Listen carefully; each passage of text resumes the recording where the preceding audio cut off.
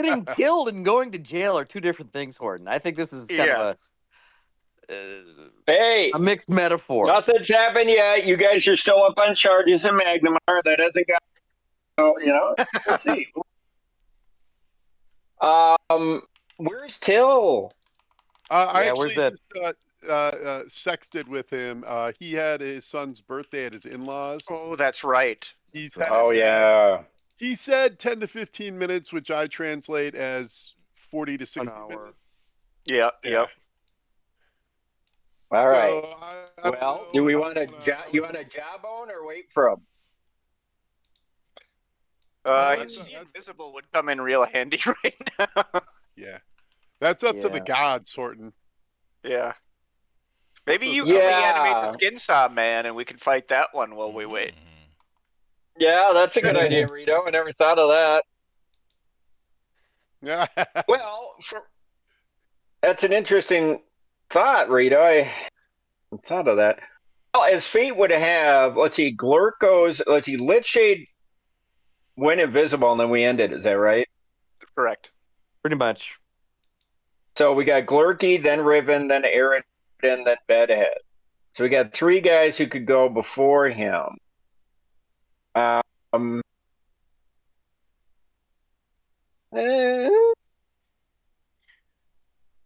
Got that Turbo Negro concert too.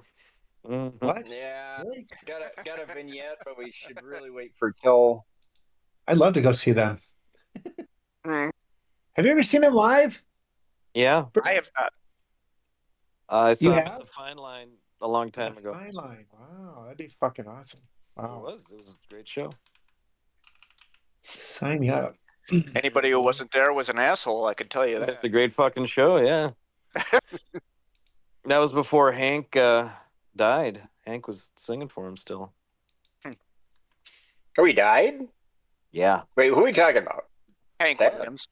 Hank Helveta from Turbo Negro.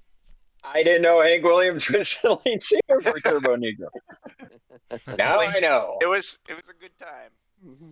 Yeah. A good time was had by all. Yeah. All right. Well, I'm gonna make the call that we're gonna let's play out the next 3 turns just because we can, and then we'll reevaluate when it's Bedhead's turn. Everyone's delaying for Bedhead.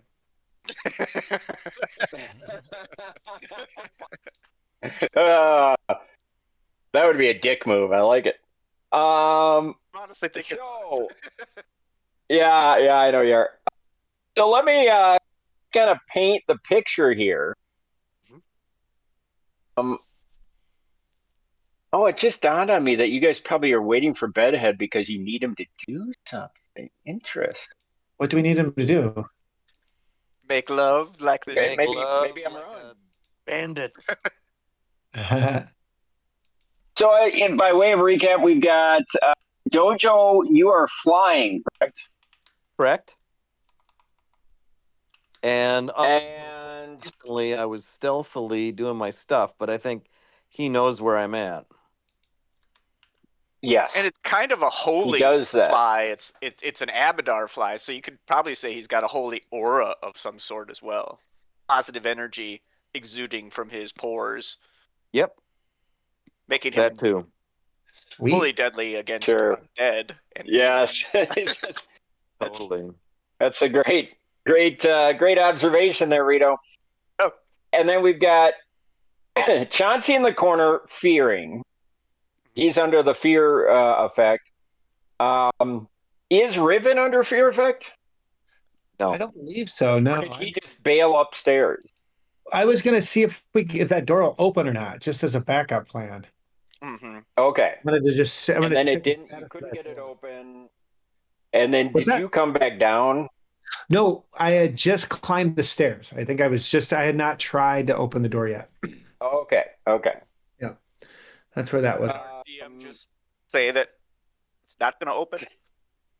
Well, you don't know What's that. up? Maybe I was joking. All right. So why don't we just kind of roll into this? Glurk, you're up. Enlarge. All right. So, yeah. So, Well, Oh, here's wait, my daughter's calling. Hold that thought. oh, perfect. Hey, Nice. Clark, Yeah. Nailed you out by probably Savannah. would not do this, but you could, since you're weaker right now, you could enlarge someone else, whether it's Riven or Jill Bar. Right. Someone else. And, That Someone else. makes so much more sense because if this guy were to happen to innervate again, I would die.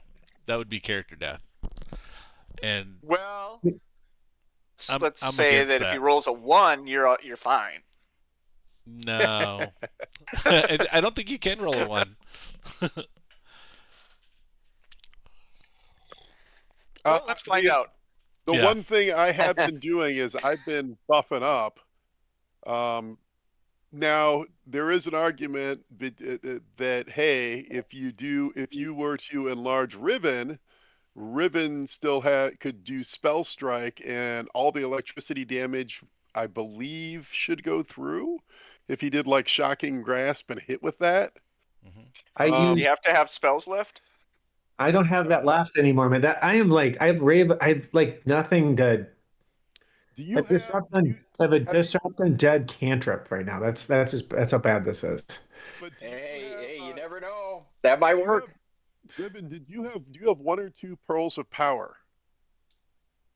Not to my knowledge. Check your inventory because I thought that you had at least 1 pearl of power. Oh, I think okay. Now you're that right. would only be 1 spell slot, but check and see. Yeah, That'd He be has a first important. level pearl of power. that's what Glurk needs is some pearls of power because That's all he's got. First level Oh, I pearl of do. power. Yeah. Okay. Sorry. Yeah. So What? I that's didn't even only know. I'm sorry. that's What? only yeah, that's only 1 spell slot. So but again, I think since you're at a -4 to hit on everything, Glurk, it might make sense to enlarge one of us. Yeah. Yeah. I'm all for being like just swinging too, but I'm sorry. How does it? What's a pearl of power? It like gives me like an extra spell slot, yep, It Yep. allows, yes, essentially. Yep. so I can just choose a spell. A first level one. And I Mhm. think Oh. it has to be one that you've cast already, but I'm not 100% sure about that. Okay. A shield.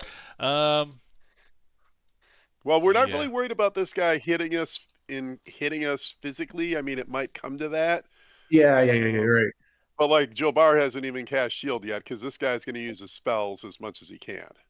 Right. It would need to be a memorized spell, right? I Mhm. believe so. Hey, Till's here. Oh, wow. yay! Where in Hi, Till. spirit? Right in my time window, right? 10 to 15 Good minutes. timing. We Did just great. started. Oh, well, let me log in. How was the Oh, birthday party? What's that code for? Don't answer that. how was the party, Till? Good, good. We went to Grants. I've been out and about since 10 o'clock today. I haven't been home. Uh, we went to Grand Slam, did some laser tag. We went over to my Nice. in-laws and celebrated Thanksgiving. Wow. Oh wow. Wow, Early double header. Thanksgiving. Well, yeah, because my sister-in-law goes to Milwaukee for Thanksgiving, so they leave Wednesday. So, and we do Thanksgiving Day at Mary and Greg's. Ah, Nice. those fools in Sweet. the U.S.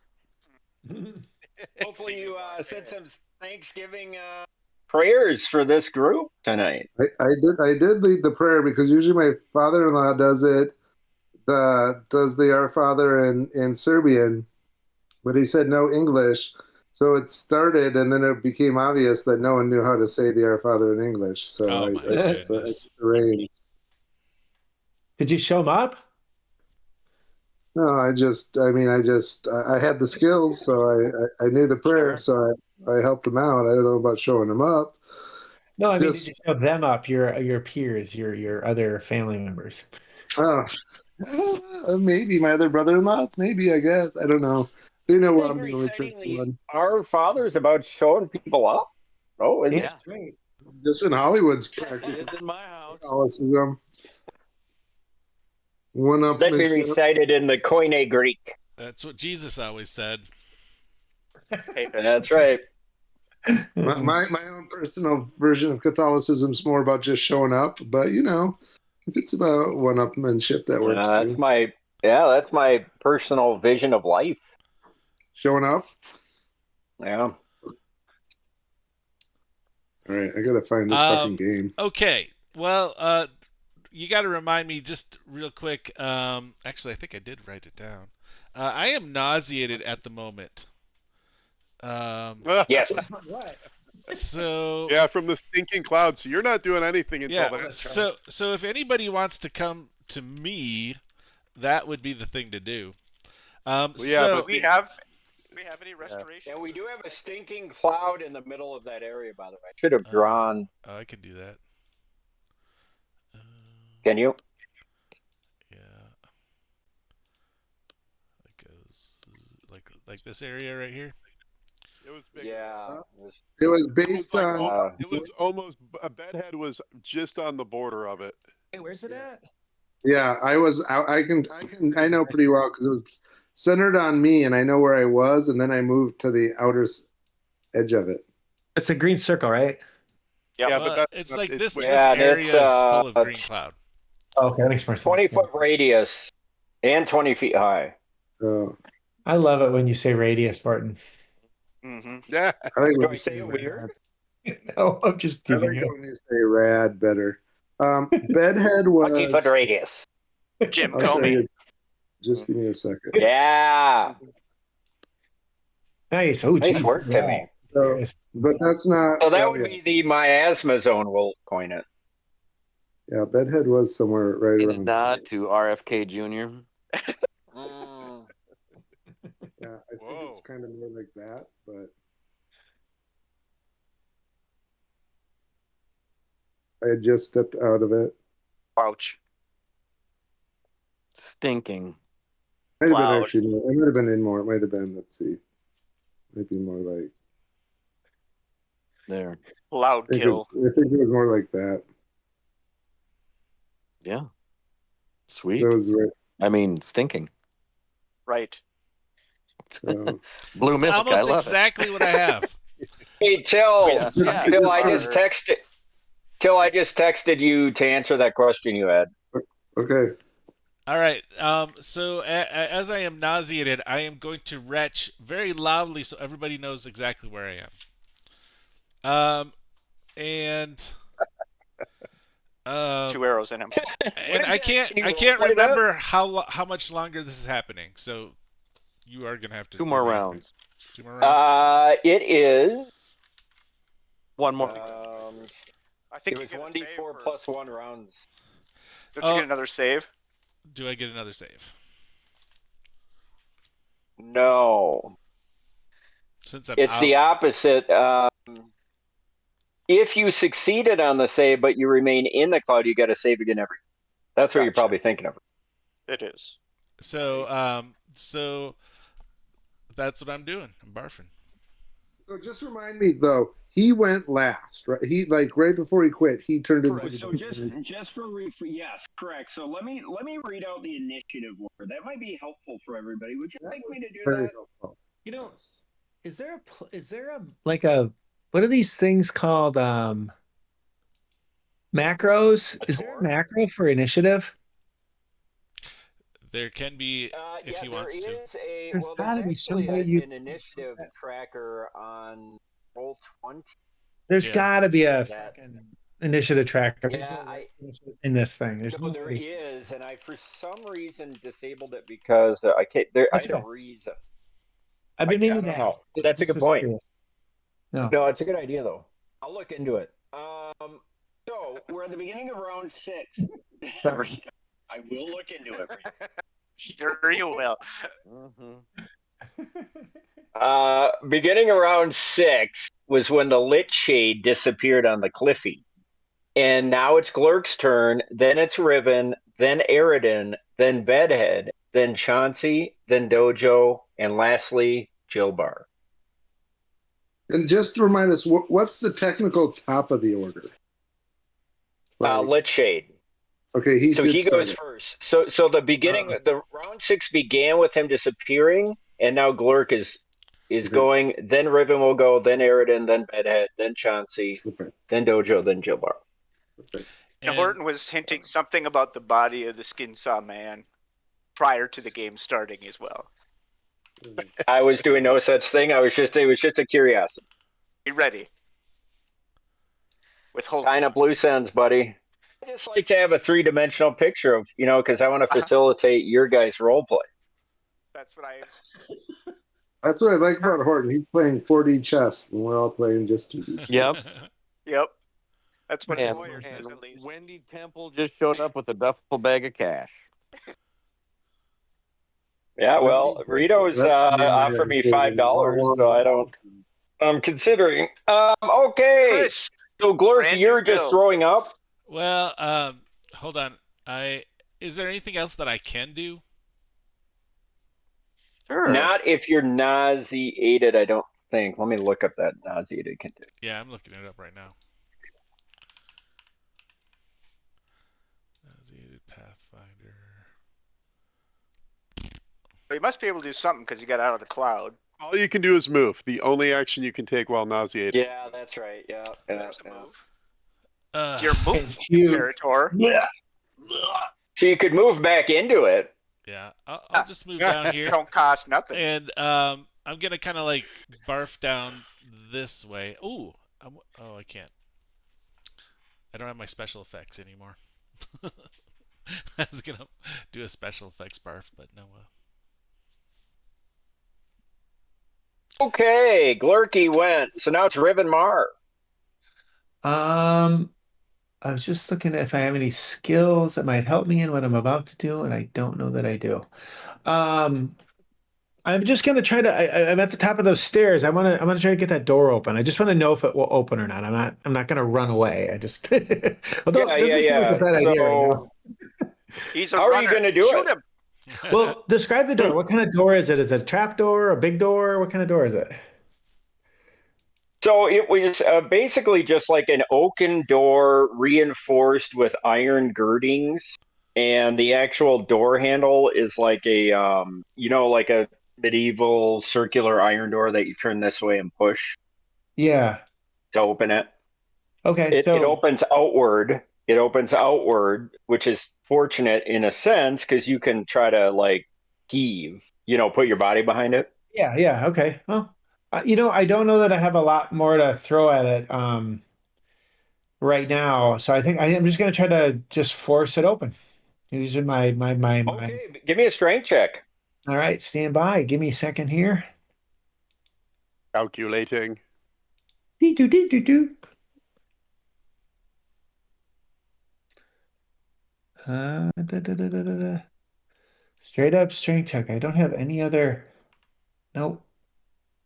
Sorry, I keep reading my skills list, trying to find something. Nothing. All right, I got a. What did I get? Natural board. 20. No bullshit. Damn. Nice. Really? Oh shit! Wow. So 20, John. Fuck. Wow. Holy shit. All right. I got to roll this. You got to make me roll.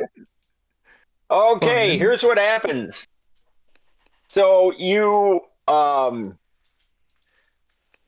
see you put your back into it as if somebody who's, you're full of terror, anger, you have a lot of emotions. Overwhelmingly, you feel an overwhelming urge to get the fuck out of here. And as a seasoned adventurer, warrior, you're no stranger to putting your back into things. And you apply all of your strength and you just slam through the door, shoving it with all your might. And it begins to open, and then you get it about halfway open and you're just about to slip through when it feels like the force of 1,000 men slams it back shut. And you go tumbling down the stairs. Hey, And roll the natural 20, dude. What? Yeah, I know, Rito. Nice. We're fucked. We're locked in. We have been told that this whole house could be his philosophy. Remove I'm yeah. sure it is. That's right. Like Rito thinks natural 20s just solve everything. They do. They shouldn't punish anything. I will say that they shouldn't Okay. punish anyone. And Horde, I will say. So because it was a natural 20, you go flying down the stairs, but you don't take any damage. There. I land on my feet. I'm assuming. You're welcome, Can you Rito. I need to roll. No prone Oh, bone. yeah. All right. That's still Yeah, not a we'll lot. see you land on your feet. Well, I'm not giving that away. Give me an acrobat check. I mean, I feel like years of being on ships has made him pretty sure-footed. Right. Savannah, I if need you to can hear roll. me, You can want put to that you want package an in acrobatics Metamucil. check? Yeah, give me an acrobatics check. See if you land on your feet or if you're prone. Bro. You are prone bone. You land right on your ass. Oh, come on. Ouch. Jesus. Fuck that. Ow. Hey, I didn't give you damage. Falling down a winding staircase could have been like 4d6 damage. You're welcome. At least. Okay, That's a so 20 though, dude. Come on. Aridin Shipwright, you're up. I'm afraid to do anything with this vendetta that the DM's got against his Right. players right now. Right. What the Right. fuck? I don't know Just what don't you're roll talking under about, Rito. Hold on to I don't your know what you're talking about. Roll a natural 20, I'm gonna end up on my ass if I shoot this guy. I mean, what the fuck? Hey, Aridin, one thought. It takes your special arrows to do damage to him, but in theory, any arrow can destroy a mirror image. Keep in That's mind you true. can't see him. You Yeah, can't that is see a him. big problem. Yet. Yet. Worst day of What my are you gonna life do, bro? yet. I am going to move again to here, hopefully giving myself the longest possible a line of sight. So just to clarify, Aridin, he's on the other side. You're going the other direction. Correct. I'm Is that going what- the opposite oh, okay, direction okay. from where he is Just check right it. now. Just check it. Where he last was, because really he could be anywhere. True, that's He went true. invisible. He is the Yep. spirit of this house, you ascertain. And could I be so bold as to say your back's against the wall? My back is against the wall. That's true. And I'm going to ready an action.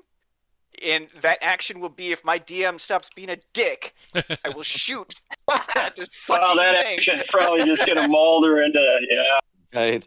Yeah, which pretty much means it'll never trigger, but it's gonna be there. Yeah, if I see the Litch, it's there. It's there. There's hope is eternal, Rito. Okay.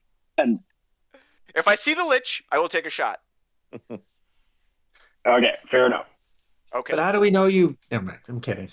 We are falling back, are we not? I mean, Well, Well, I mean, only because we don't have much of an option right now. That's the issue. We, you know. right. Right. Yep. I get that. But That DM was the sheriff's deputy down in Brownsville. He hired me when I was underage. He knew it. He was a real shit ass too. thank you, Tucker. Okay, Bedhead, you're up. All right. I'm gonna call out, Ribbon, get your ass get off your ass. I need your help. Get over here. And then I'm gonna cast See Invisible. Nice. What does he What? see? Hold on here. Let me look this spell up. Do you want to look at my character sheet where everything is crossed off except for See Invisibility? No, I'm not challenging you. I just need to know the mechanics of Easy. he sees any form of invisible creature, whether it's vanish, invisibility, greater invisibility. Any creature that's invisible becomes within your range of vision. That's true. Yeah. What is your? I believe you have 60 feet of dark vision. Is that correct? I do. Okay. And you have the. Are you moving anywhere? Staying there. Let's see. Let me get back to the map. I think I'm staying there. I kind of like where I am. Squirt up a little bit.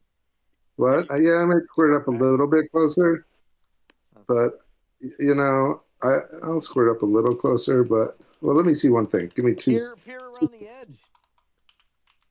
Yeah, I guess you're right. I got to be able to see. Yeah, I got to see where he was. Good point. Yeah. See invisible. Yeah, I guess I still needed that line of sight. Good point. Bruno. Well made. Where's the fucking map? All right. I'm going to poke up here. That's. Ooh, you fucker. It's in your Pokemon cards. Mhm. I'm gonna move right. I'm gonna move right up here, kind of right in the. Okay, that's where you're moving, and you just start looking around. Yeah. Yep. All right. So you start looking around, and you see off to kind of the west northwest. You see the Lich shade about 25 feet in the air. I think I said. And do I you see thought him it on was the board now? 15. Yeah. I thought these areas of tunnels were like 20 feet high. The tunnel at this point is 25 to 30, and it bows down. By the time you get to Gotcha. Rito, it's 15. That's what Gotcha. we were looking for. So, Bedhead, you see him, and all of a sudden, it's the craziest thing. As you see him, you kind of have this moment of exhilaration because, like, your spell worked. You know where he is. And then Yeah. he had been looking away, and he snaps his head and locks eyes on you. Ooh. Ooh. Like, kind of like the Night King in Game of Thrones, and it's incredibly disconcerting, as if he knew what you were doing before you did it. Fuck. All right. Mm. Okay, and now it is Chauncey. Who is He's still afraid. in fear, and he's just gibbering. All right. He's. Chauncey's I think gibbering. he Yeah. has. Are you gonna That was direct 1 traffic minute at of all? fear, right? 1 minute of fear. So was that 10 rounds? Is that what we're at for fear to be up? So 4 more rounds? 2 more rounds? Yes. Yep. Right. All right. Just to be clear, um, okay. So now it's Dojo's turn. Dojo, you don't see him. Mhm. What? One thing I do want to remind is Chauncey is invisible. Oh, I did not know that. Yes, he turned Bed- It might not invisible. make a huge. It might make more of a difference to your compatriots, to be honest. So I'm going to put an invisibility stamp on it. He turned invisible right Um, before that fear went off on him because it was Okay. a ranged So that's attack. noted. Bedhead, did you indicate where you saw the Lich at all? Yeah, I'm like, Maybe? but he doesn't know you're behind him, right? Like He does. he does. He does. All right. He does now? Yes. He did before he Mhm. blinked out. Okay. Gotcha. I did. Then when I do see him, I will also call out. He's mostly in the same place. Dojo, just straight ahead, 20 feet up. All He right. hasn't moved. All right. Well, then I'll That approach works. where I thought he was a second ago and start swanging. Okay. So we got to go to what is it? Full concealment rules. I gotta remember this. He's got a 50% miss chance on every attack. Yeah, that's what I thought it was. Right. And keep in mind, there's also mirror image. Sure. Well, then So I'll let's pull- resolve. Yeah. So for every hit, why don't you try to hit him? Yep. If you hit him, we'll resolve the miss chance. Then we'll resolve the mirror image. How's that sound? Sounds Can I great. can I just voice Yeah. something? I agree Mirror with you. image relies on you Being able to attacking. see him. Yeah, I think that if he's invisible, the images don't apply. Yeah, that's fair. That's a good point. All right. We'll play it that way. Good All good, right. good Lawyering, call. John. Good job. Good call, Yep. John. Good lawyering. Yep. I'm gonna keep, Not I'm gonna quite keep Quaker power worthy, back. but respected. Okay, go ahead. I'd like to nominate him for Quaker nonetheless. I would There you too. go. Nomination duly noted. Thank I'm you. gonna keep power attack on, and I'm gonna swing. That is AC 22. That is a miss. Oh Okay. no.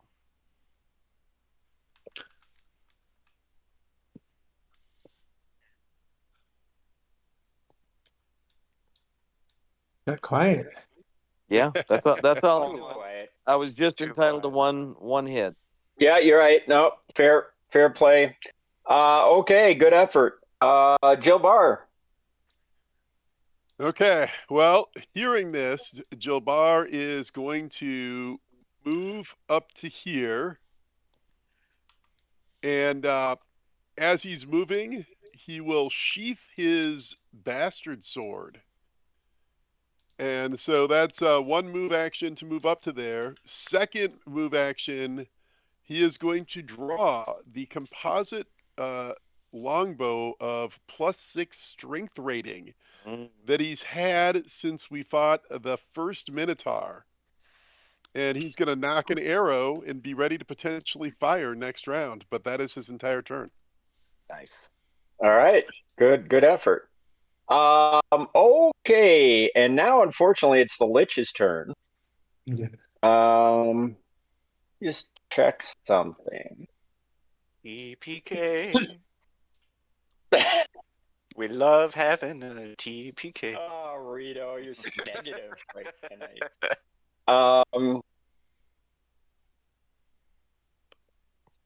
Okay, that's it. Gotta check one more thing. Anybody have some hold music?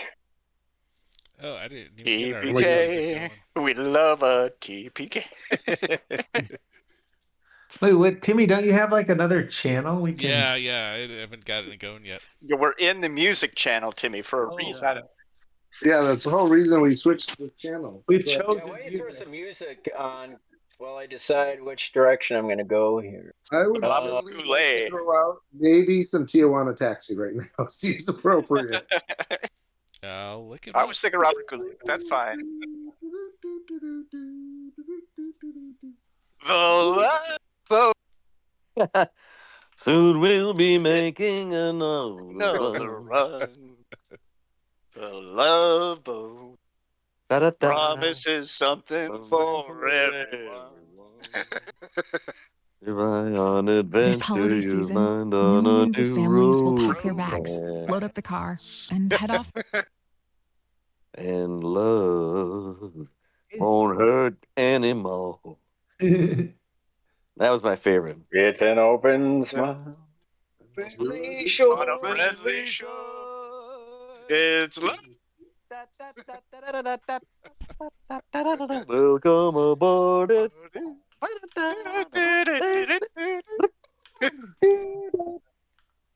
I think the Christmas gift we're making for all our friends is the Bizarro sing old TV song.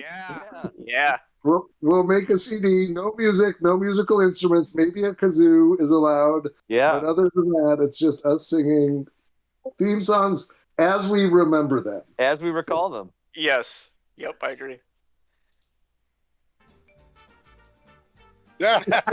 Yeah, nice. I got it. And the TJ Brass. I'm gonna need an answer, Chris. Now, if there's like theme music but not a song, there's just like a voiceover. I'm thinking of like the A-Team, for example. Is that potentially material or not? For sure. For Yeah, sure. we just all have to sing it.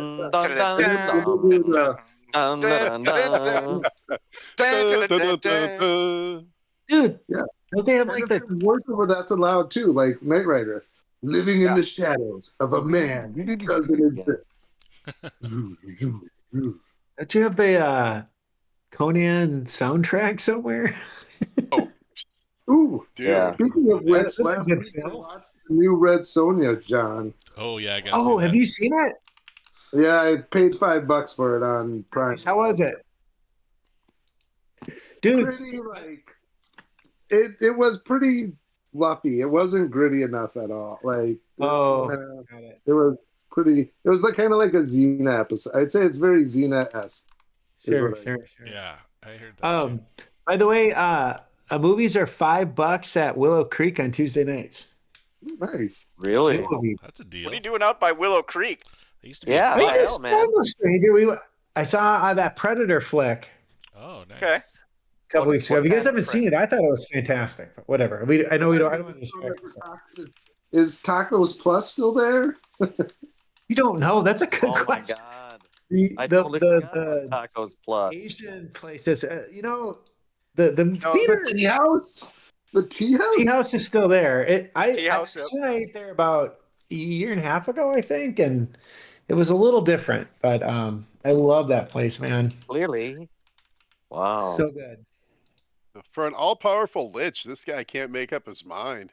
No. Shit. It's Pineda Tacos over there now instead of Taco Plus. I think you're Oh. right. I stand corrected. No, what Think was of that. Taco Plus? But What was that? Is that liquor store still there? What the fuck was that? Oh my place? god. Jago put them out of business. Yeah.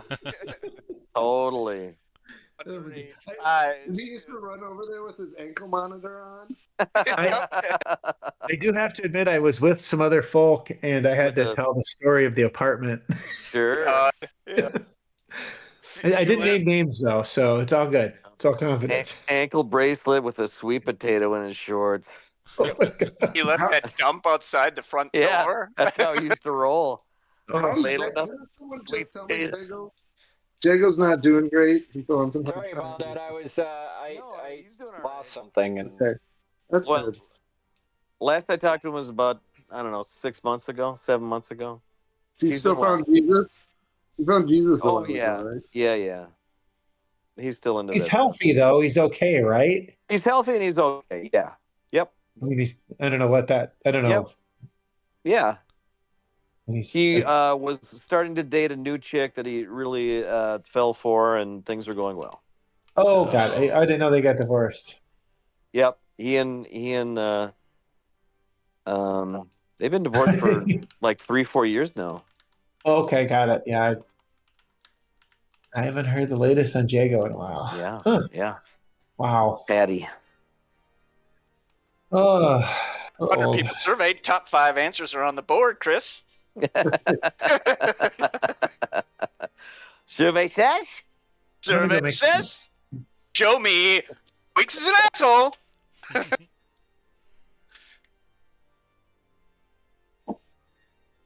I What's this remember fool gonna that do?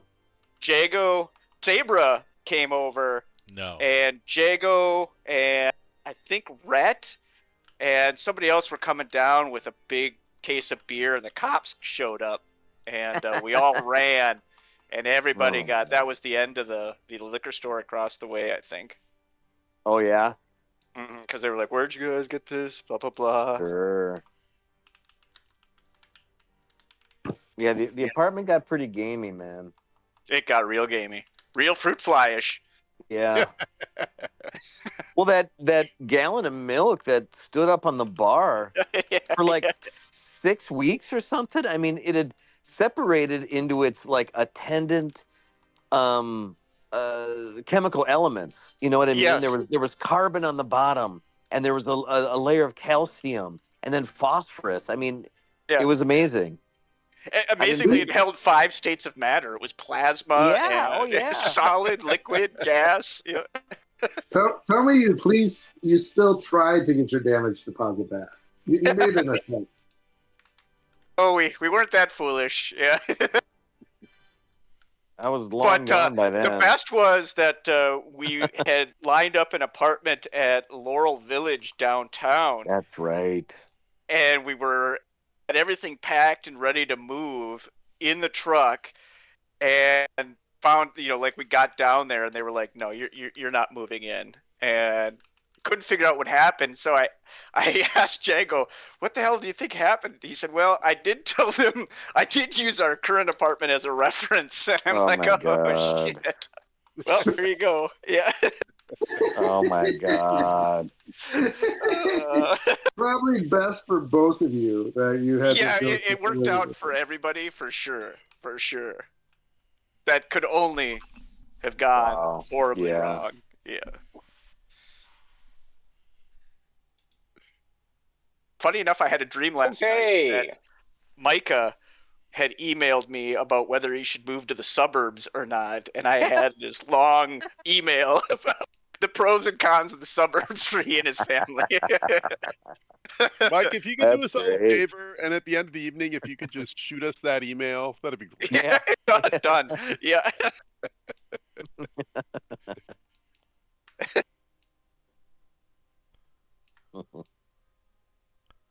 Sorry, I'm having a glitch with my internet again. I don't know. There's something I'm opening up that's fucking everything up every time we play. Pornography. Yeah. Yeah. Emails. Sorry, I just was away. You got a You porn didn't miss virus. anything. Horton Well, still we're talking decided. Okay, okay, sorry. We've got an undecisive, all-powerful Lich. I know. I heard the craziest story today. So we were at Ike's birthday party, and one of the kids' moms talks about how they caught their their younger brother told the mom that the older brother, who's like 13, showed him porn. So her answer was to go to an antique store and buy some old 70s Playboy, like vintage old 70s porn, and buy a magazine and force it on this poor kid. Like, literally, like, here, take this. And he's like, no, I don't want that. And she's like, no, you're taking it. She's like, I'm just going to put it under your clothes hamper, but it's going to be here. You need to take this. You see this bush? Whoa. That's 70s bush. Yeah. Yeah. A real Hold woman. on. So the mom gave this to the 13-year-old or to the younger kid? To What are the you talking? 13-year-old. That's And good. then she felt justified because she finished the story with, well, he had a box of Kleenex next to his bed, and the other day it was empty, and he hasn't had a cold or anything. So she feels like she did a good thing. Oh, duh. Oh It's- my god. It's kind of Don't you like think that's scary? If Duh, duh, duh, duh, duh. it's like making a kid like Okay, smoke a whole are we? cigar. All right, we're back from commercial break. Are we? We're back I from want to hear more commercial about the break. story that told the story. Are we, Chris? Yeah, we are. Christopher. Okay. So the Lit Shade's turn. Nobody could see him but Bedhead. He stares at you. Can you turn that down a bit, Timmy? Well, you can turn it down, but I will turn it down You can. also. Yeah, if you right-click on it, Horton, then the options come up, including user I volume. did like Sunday Mass. What the fuck? No, that's what's kind of throwing me off. Nice. You know, you get right. music So- options to treat your wife, and that's what you're going to get. This is- Bedhead, you see this. No one else does. But you see this creature move to right here. And he seems to, actually to right here, and he seems to lower himself. He's kind of lowering down, and he's staring at you with this You? wicked smile. The Lich. Yeah. And he just speaks some sort of dark word, and all of a sudden he just goes,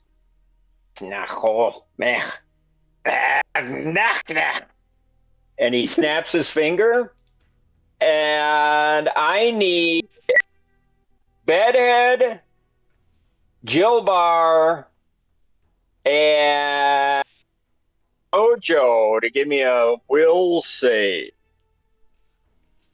Hey, Okay. Rito, do I have any Quakers left or not? Good I question. don't Let me think pull I it up. do, but I think I got two. I've got Dojo 1, Glurk 2, Jilbar 0, Eridan 1, Bedhead 0, Riven 3. Nice. Alright. 3 This is last just battle. Hey, Horton, Yeah, is this straight roll. an enchantment spell or effect? No. Okay. Okay. what kind of save was it, Martin? Will. I think I'm pretty A good with will it. save. I'm Will going to throw one of my 2 Quaker points on this. 1 Quaker. I just have one? Just 1. Yep. I thought I'd... Okay. Then I will. Ooh. Maybe glad I did. That's a 19. Will.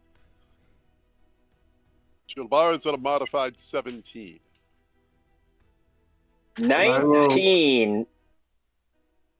And Bedhead. I rolled a 14, but I'm pulling it up. Don't have that head up, but I think I'm okay.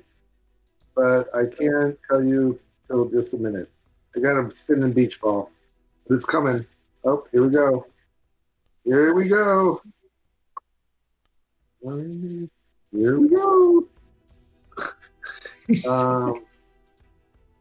That is a 21. Nice. Okay, so we have a 19, a 21, and a less than 19. Is that right? That is correct. Okay, Jill Barr, you suddenly feel a wave, and you understand what this is, a wave of necrotic energy coming at you as you feel your life force is drained. Oh.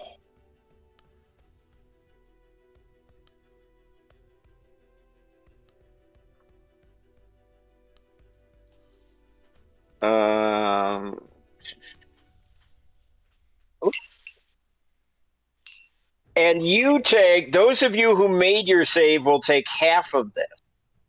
Okay. You take 32 points of necrotic damage. Oh, Jesus. And the rest of you Jesus. take 16 points. 16. The hell's Ooh. necrotic? Well, it's negative energy, technically. Does that But make him doesn't he get a visible? boner because he's a cleric and something? No. You can say no. Okay. And that was his standard action, quote unquote.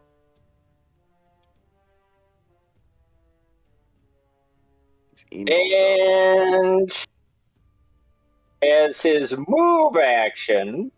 Didn't he already move? Yeah, yeah. he did.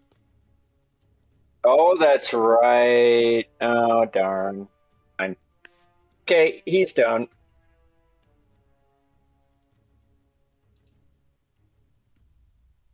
Actually, I gotta check something real quick. He might not be done, fortunately for you.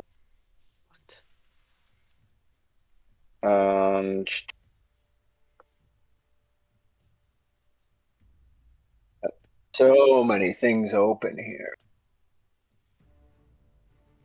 The Hal Linden porn collection is probably your best bet.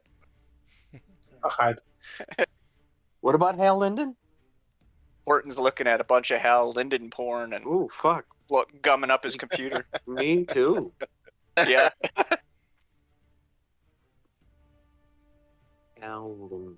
Yeah. Still the best shoebox of Polaroids I ever sold. Yeah. Yeah. Those were coal hounds, weren't they, Rito?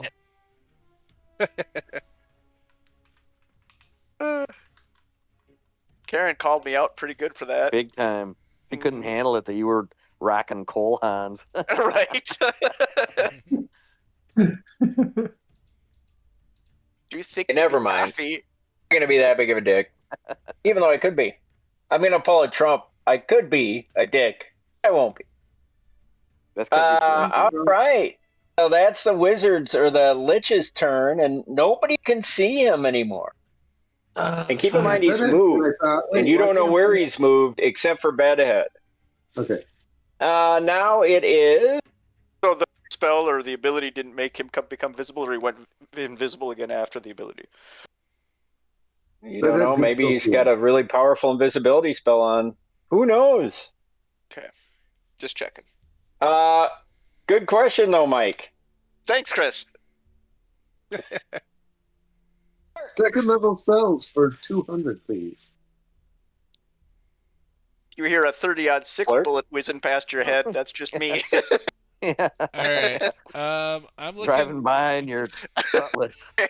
I'm My Lincoln. Yeah. I think I'm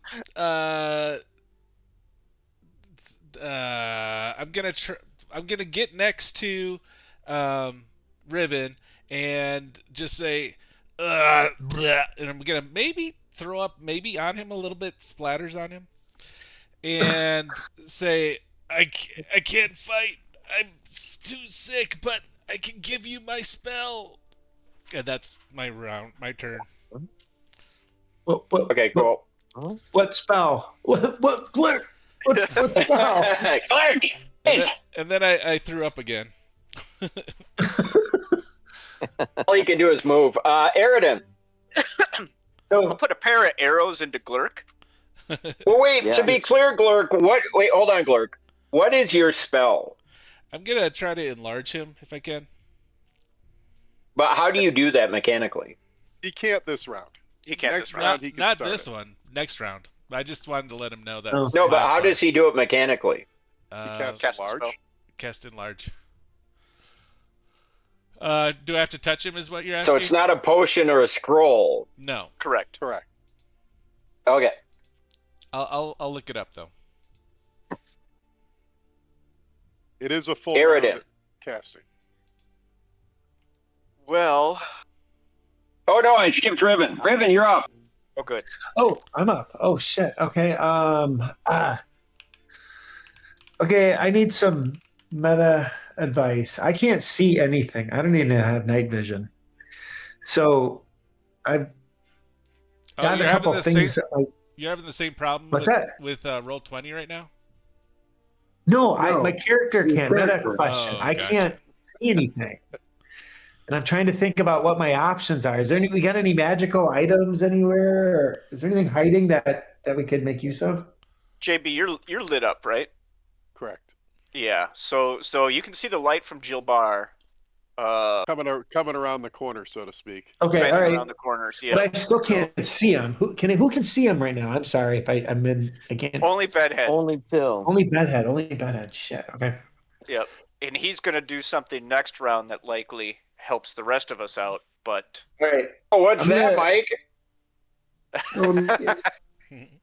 I'm not gonna share that with you. I'm No, gonna. Bedhead did call to you last round, Riven, and told you to get up here. Riven, get up here. Wait. Up where? In the corner? Up here. Up with him. Yeah, but I don't think he could see anything. He doesn't have Oh. dark vision. Well, he can see the glow coming from Jilbar's. Oh, I can get up there then. I'll go up there. I'm sorry. Wait, what's your movement? And you got to get up from prone. Well, oh, come on. I got my movement's 30. All right, I guess so I'd be I'll, here. Yeah. Or you want to? That's good. That's all right. That's good. Yeah, it's fair. All right. Timmy, Mm-hmm. let me see what.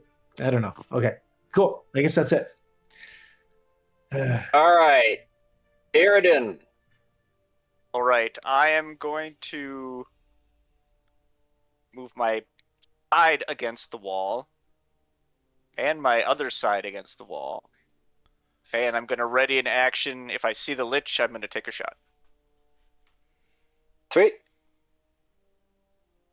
All right. Bedhead, you're up. Ah, great. Off of a scroll, I'm going to cast Glitter Dust. What? Glitter Yeah. Glitter dust. Glitter dust. Oh, All great. that glitters is not gold, Chris. What is the range on that, sir? It's like 100 feet plus 10 feet a level. And being a scroll, probably written at first level, but still should be enough to hit that. What's my area save? of effect. None. None. From glitter dust?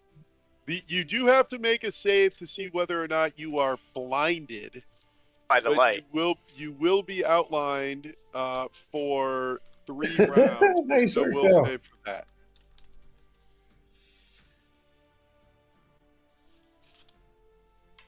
Lit up like a Christmas tree. And that's a scroll? Yeah. The one What that is it? Second Finbar- level. Okay. Finn gave Oh, it it's to second me. level? Oh, yeah, then it's for sure cast at third level, too. So for 3 rounds,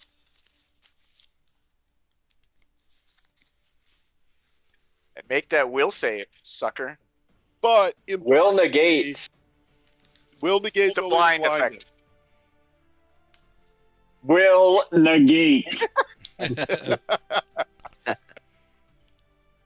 All right, let me see what this cat's will save is. Very creative idea. I'm going to give you a Quaker point for that, Bedhead. Nice. I'm going to take that Quaker point and give it to myself. Yeah.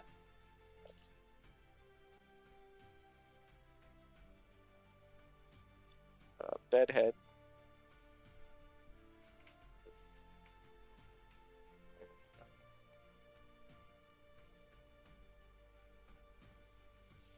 Wizard.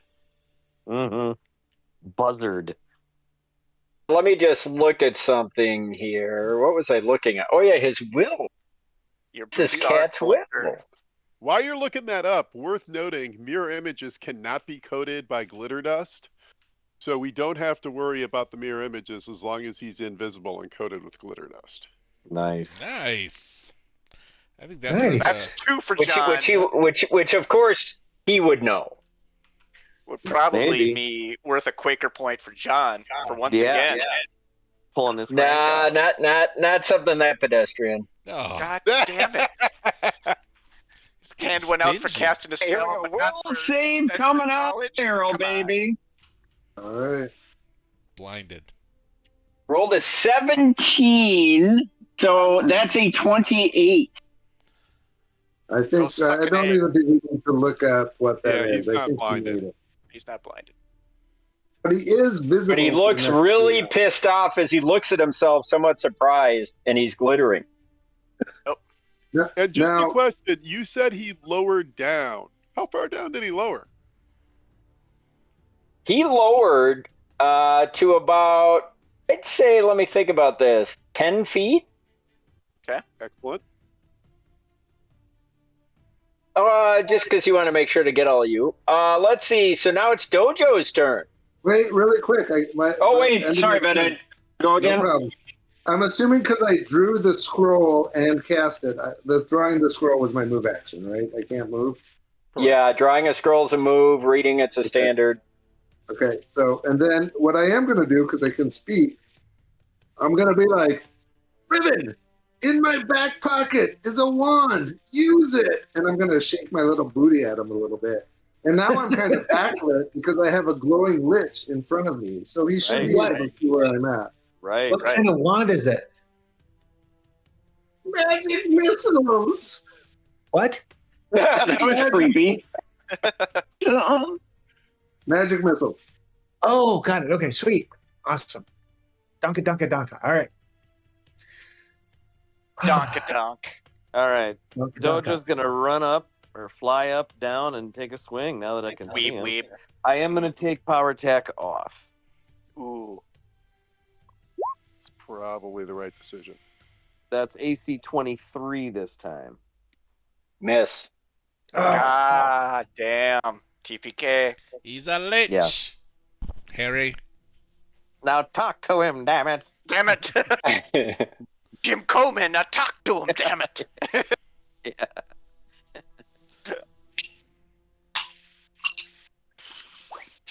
So I. Okay. That's what Dojo's up to. Okay. So now that's Dojo's turn. Now it's Jill Barr.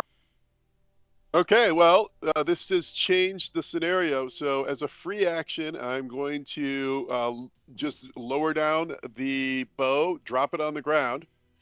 As a move, part of a move action, I'm going to redraw my Bastard Sword +1, step up to here. I'm 6 feet and change. The Bastard Sword is at least 4 feet long, and I can see him, at least the bottom of him. So I'm going to go ahead and take a swing. And take a pray stab for the at it. best. Yeah. I will take Kill him. power attack off.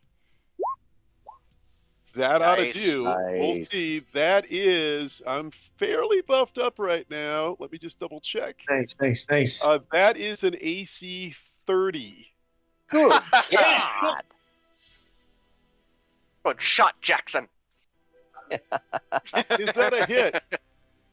That's a hit. Hey! All right. And First blood.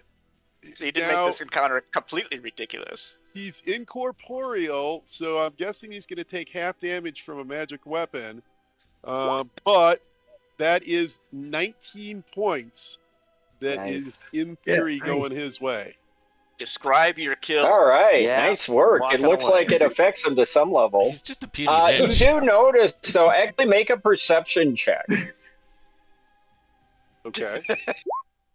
That's like a 27, I think, 28. Yeah, you're really kind of confused because you understand you understand that, but it seems like it's not fully going through. You're not sure why. Well, he's Oh, sure. incorporeal, that's why. Okay, so good job, Jilbar, and now the Lit Chaser.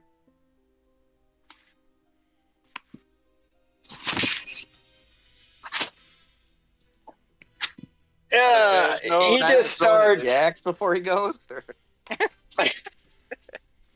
Nope. So he's just going to take it, and he's just going to sort of look at you briefly, and his piercing eyes strike fear into your heart, Jilbar. Well, I can't see his eyes because And then, he's well. If you were to be able to see him, you know what? Let's take care of that. Blink. He's visible. Okay. And then he just says, oh. Mere mortals, you think you can harm me. And then he snaps his head toward you, Bedhead, as he's floating up in the air. Back up 30 feet. 20 feet. Oh, shit. Yeah, I feel like And he 15 right here. says, and you, spellcaster, you will die. And he points a finger at you, and a green ray comes out. No. That's not good. And I need you to make a very important fortitude save and tell me what you get. Fortitude. Not great. You might want to use that but quicker you just got. I'm gonna use the newly acquired quacker I just got. Nice. It's fate. All right. And so just give me a second. Where the fuck is this game board? Oof. All right. First roll. Ooh. Second roll. Nice. 14, 18. That's a miss. Ugh. And I will roll this on the board. We're about to find out his level, boys. What is this?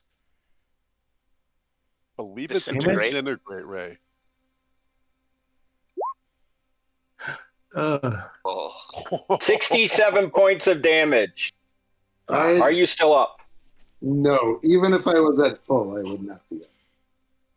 I believe you took 16 last round, so that would put you at 83 total.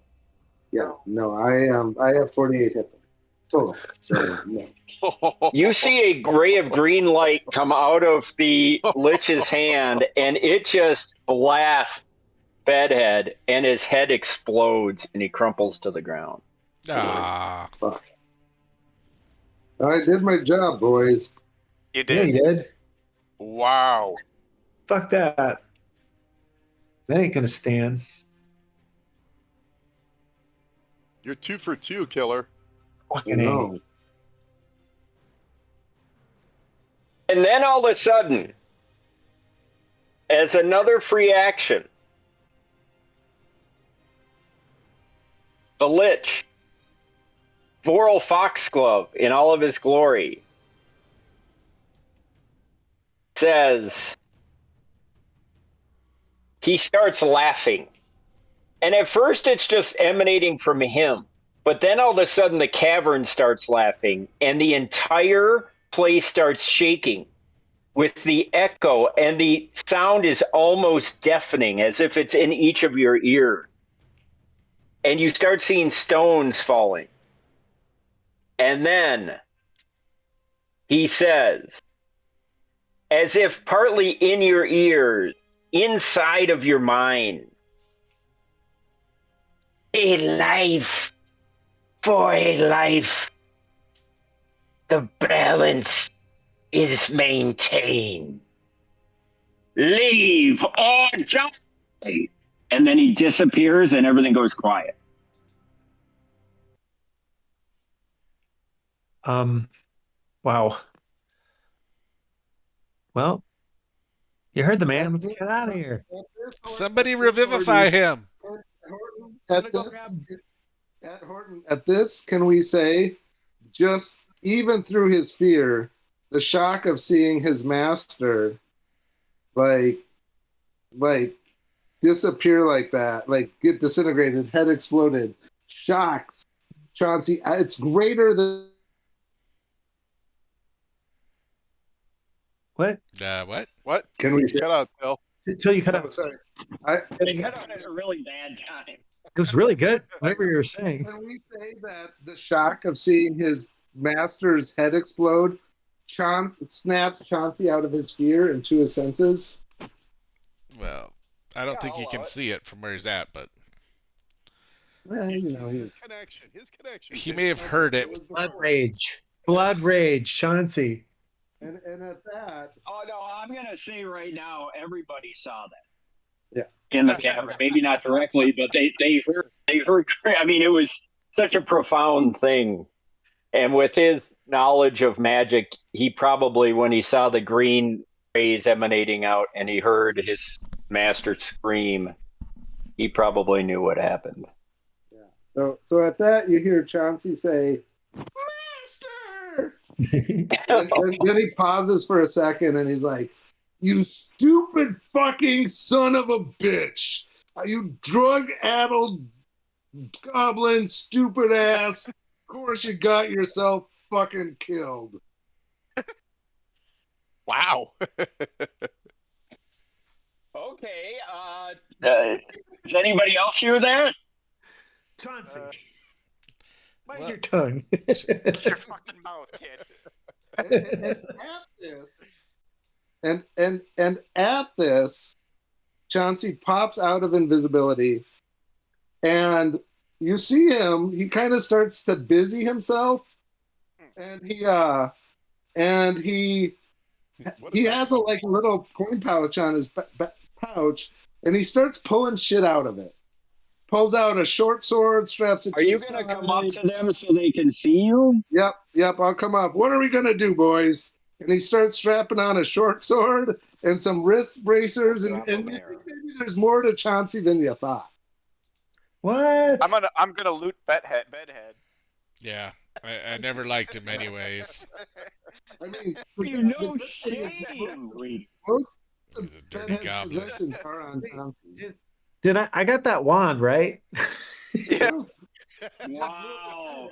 You jackals.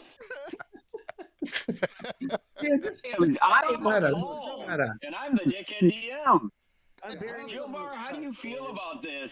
I don't. Carrying I- Teaching on your Come hundred. on, have some respect. Come on, a man's died here. Wait, there's no chance of bringing him back. Right? He's dead. You saved your skin. A life for a life. Chauncey. Get the fuck out of here. Perception. So to check answer your on question, Chauncey. Riven, his head is exploded. Oh, okay. Sorry, never mind. Perception check on Chauncey, kind of getting a vibe of what Yeah, kind of give it to me. character he is. Yeah, okay. Natural 20, John. That is a Wow. 30-something. Natural 20, and you're almost preternatural, abilities of discrimination.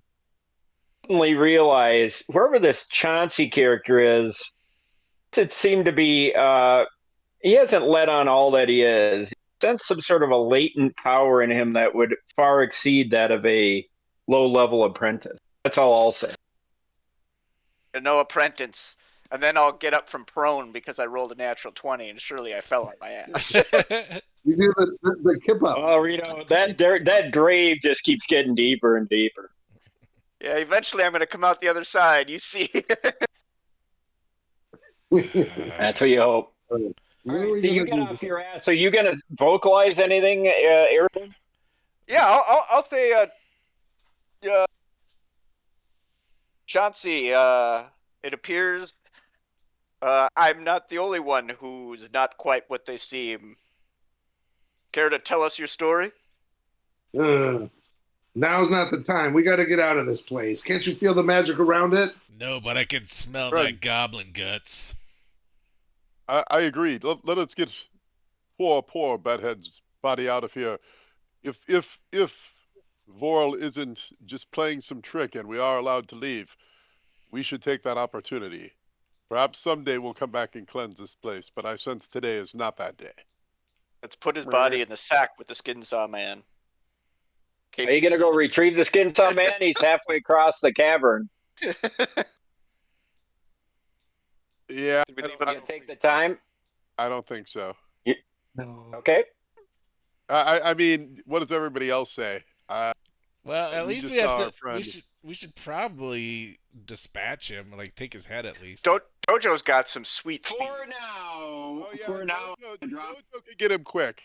Dojo could get him. I'm gonna drop you out of initiative order for now.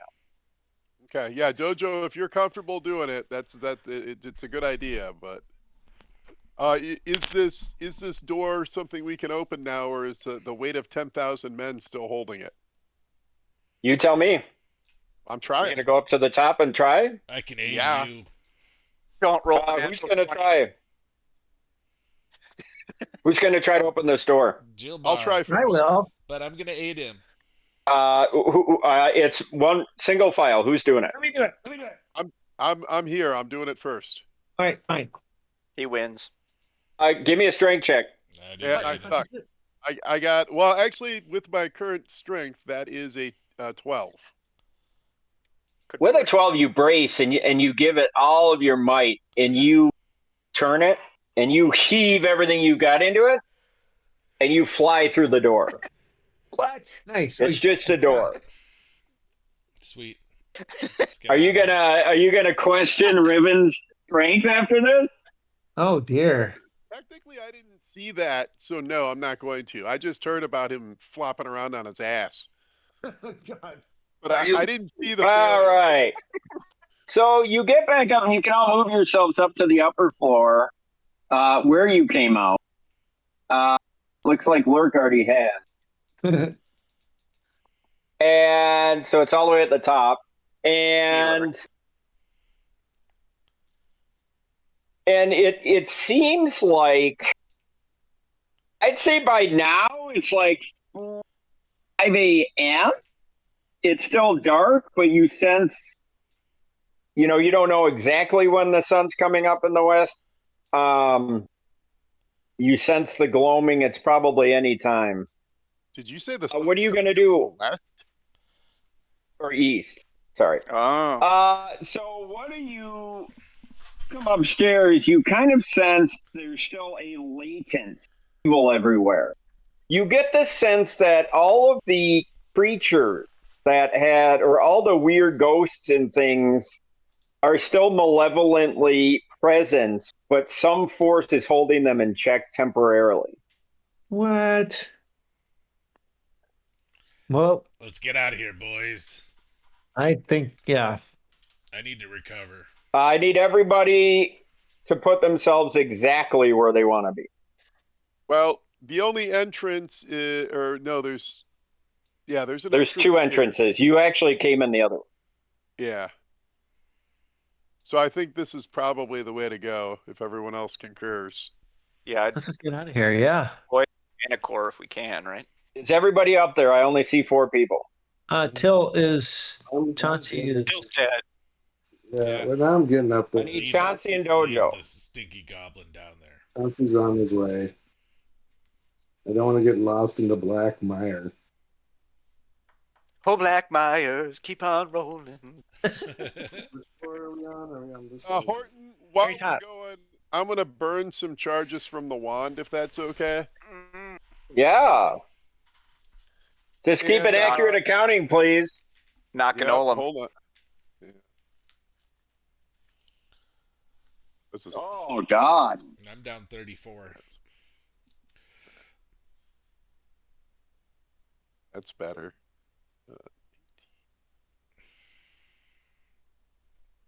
Sorry, Bedhead. It's all right.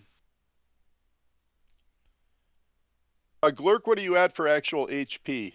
Well, I don't know. I just know that I'm You down just- 34. I don't like hearing that. I'm down 34, but did the innervate take away hit points from me? It takes 5 hit points for each level. So And your maximum is down 20 until. I think you only got hit once though, because I got Bedhead was taken for 5 because he was down to 3 hit points or 3 not strength, right? So I'm. Do we have any restos or lesser restos? We do have 1 restoration, and we have a couple lesser restoration. But Okay. the enervate, that there's no danger of that becoming permanent. Right. So right. Yep. I'd like to save the restoration scroll because that's expensive as shit. Yeah, for sure. Yep. Okay. Well then, I am down. I guess I had that marked as minus 20. So, I guess I'm down 35 from. Does that include the minus 20? Yep. Okay, so I'll wand you twice because your maximum is lower now. Well, then I'm only down 11. Oh no, I'm sorry, 15. Well, Or 15. Yep. yeah, so 15. you're now down 3. All right. 23 technically. Dojo, are you severely wounded?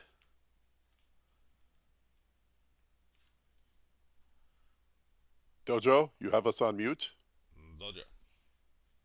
I guess it's not severely wounded. Mm. Anyone else?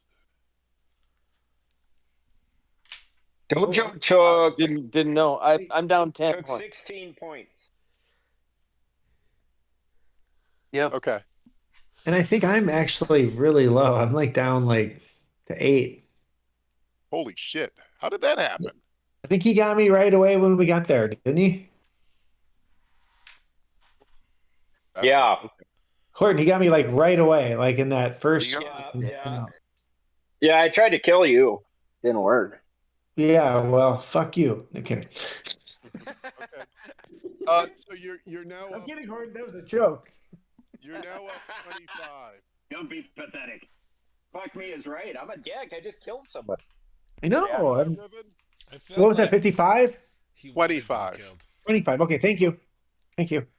And hopefully that's enough to get us out of here. Hopefully, yeah. It seems like we're around the corner, maybe.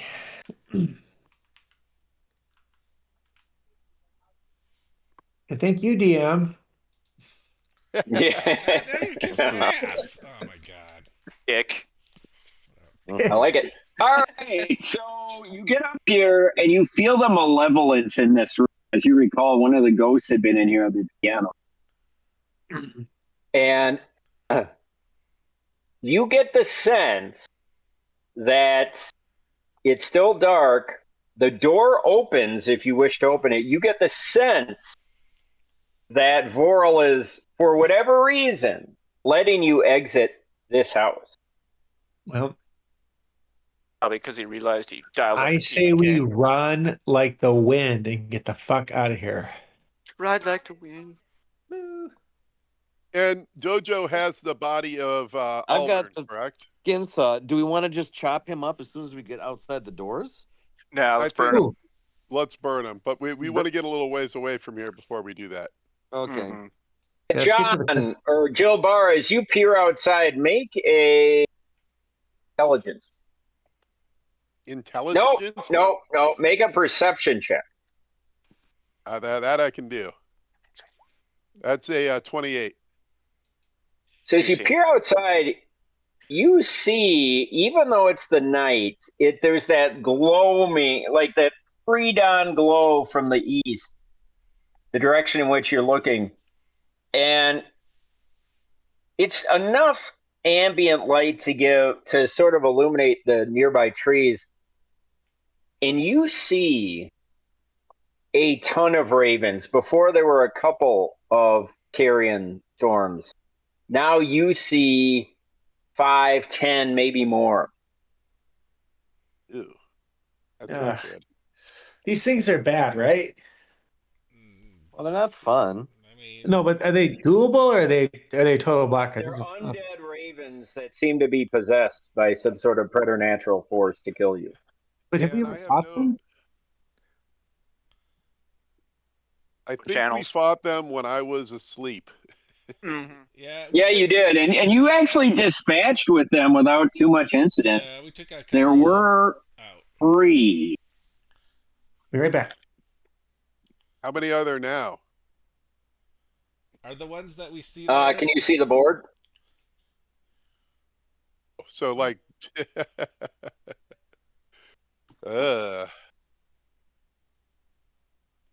well, 15. We got a haul Yeah. ass. It's a Lollapalooza. I was only healing to get us Sky still to a there? decent level. I might Who's have that? some. Let me see something. Let me Is that check Boral? something. Bedhead. That's Floral What? Foxglove. Let me check something out. Floating in the ocean, Rito. He's looking for you. He is looking for me. Son of a bitch. I think I have a plan. Let me see something. I have a plan. The new guy can take care of it. Yeah, let me see something. He's loaded on As spells. you are all sitting there, kind of deliberating what to do, all of a sudden you hear a deep groan within the bowels of the house, and you sense a tremor. Uh-oh. Let's get out of here. House is 2 going to return seconds. to the sea. 2 seconds. What's taking so long, Chauncey? You want us to Alright, break for fine. station identification? You need a minute? Yeah, just give me 1 minute. Whatever you're going to do it quick. Do it quick. For those outsiders going to get out of this one. And we break for commercial. Wait, what's your name? What's your group's name? Gangrene? No. Whoa, No. easy. Easy. Oh, you're crossing the streams, Horton. My brain's so addled. We're just Piss the heroes. Fosser. We're the heroes. Yeah, we're just the You heroes. get, the heroes of Sandpoint. Yeah. The heroes of Sandpoint. Get out of this one. The Juglash Sandpoint. So, really quick, what do we know about? Hey, what do you all know about swarms and swarm? Like does fire hurt swarms? That's basically what I'm wondering. I believe so. Yeah. It should. Undead Raven swarms, it should. I mean, it's not great, but I have a wand of produce flame that lets me hurl flame, which is about the best I got right now. We could just run for it too. Well, I think we do both, right? Like, yes. Sure. Don't, like the sound as of they that. say, cost nothing. Yeah. All right, what are we doing here? We're all healed up, right? So we're all what? Get ready to go? All healed up? We're doing our. Well, we're not for the fully most part. healed. We're We're not fully healed. I'm at Close enough. like, for example, I'm at 42, which Yeah. I'd like to think would get me through this, but I haven't fought these guys. You These tell me. ravens were pretty badass, if I remember right. Well, they did a fair amount of damage. Yeah, we chopped them up okay.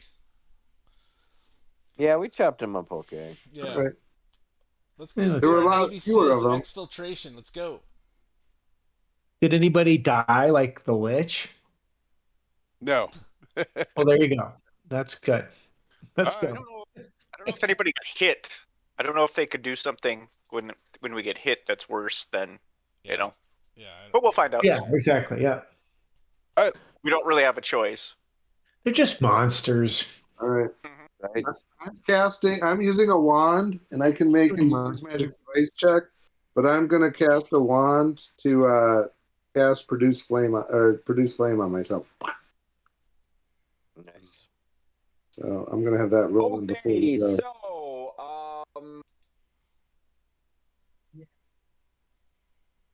So you guys are going to make a run for it? Yeah. Yeah. Hopefully they don't follow us infinitely. Yeah. I'm gonna cast blurred movement All on right. myself. I need an MO, and then let's see. You're going to open the doors to standard. I'll say double move. So you get to about where I'm pinging in the first round. 60? Is that fair? Okay. Sure. Oh, that was overly generous. Go I here. didn't say that. Damn I it. don't know. I don't know what I'm Thank you. talking about. See this? That ping's perfect. Oh, you're humping? Okay, everybody move where you want to be. Uh-oh. As you guys run outside, Actually, want to be here now. Chauncey, I'm moving. Sorry. Everybody be where you wanna move. Everybody move where you as wanna. you guys run outside, Sorry, go ahead. you kind of hear, it's almost like the whole house. First of all, the doors slam behind you, and then all of a sudden you just hear, like it starts out in the house, it almost sounds like the whole peninsula just starts laughing. Oh, oh, oh, oh, oh. And then as soon as that laugh starts, you see all the raven heads snap to you. Hundreds of them. And they begin to swarm and descend on you and surround you.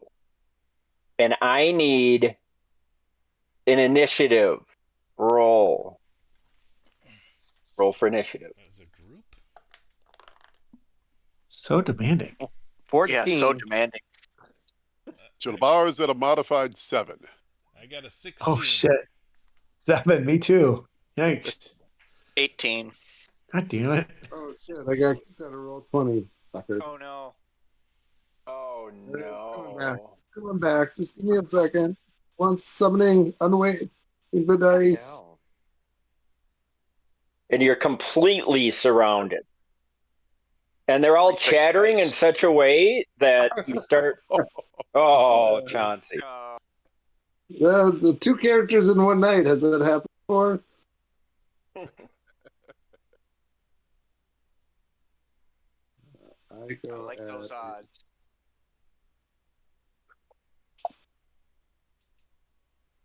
In bone. What's the fucking going on here? In bone.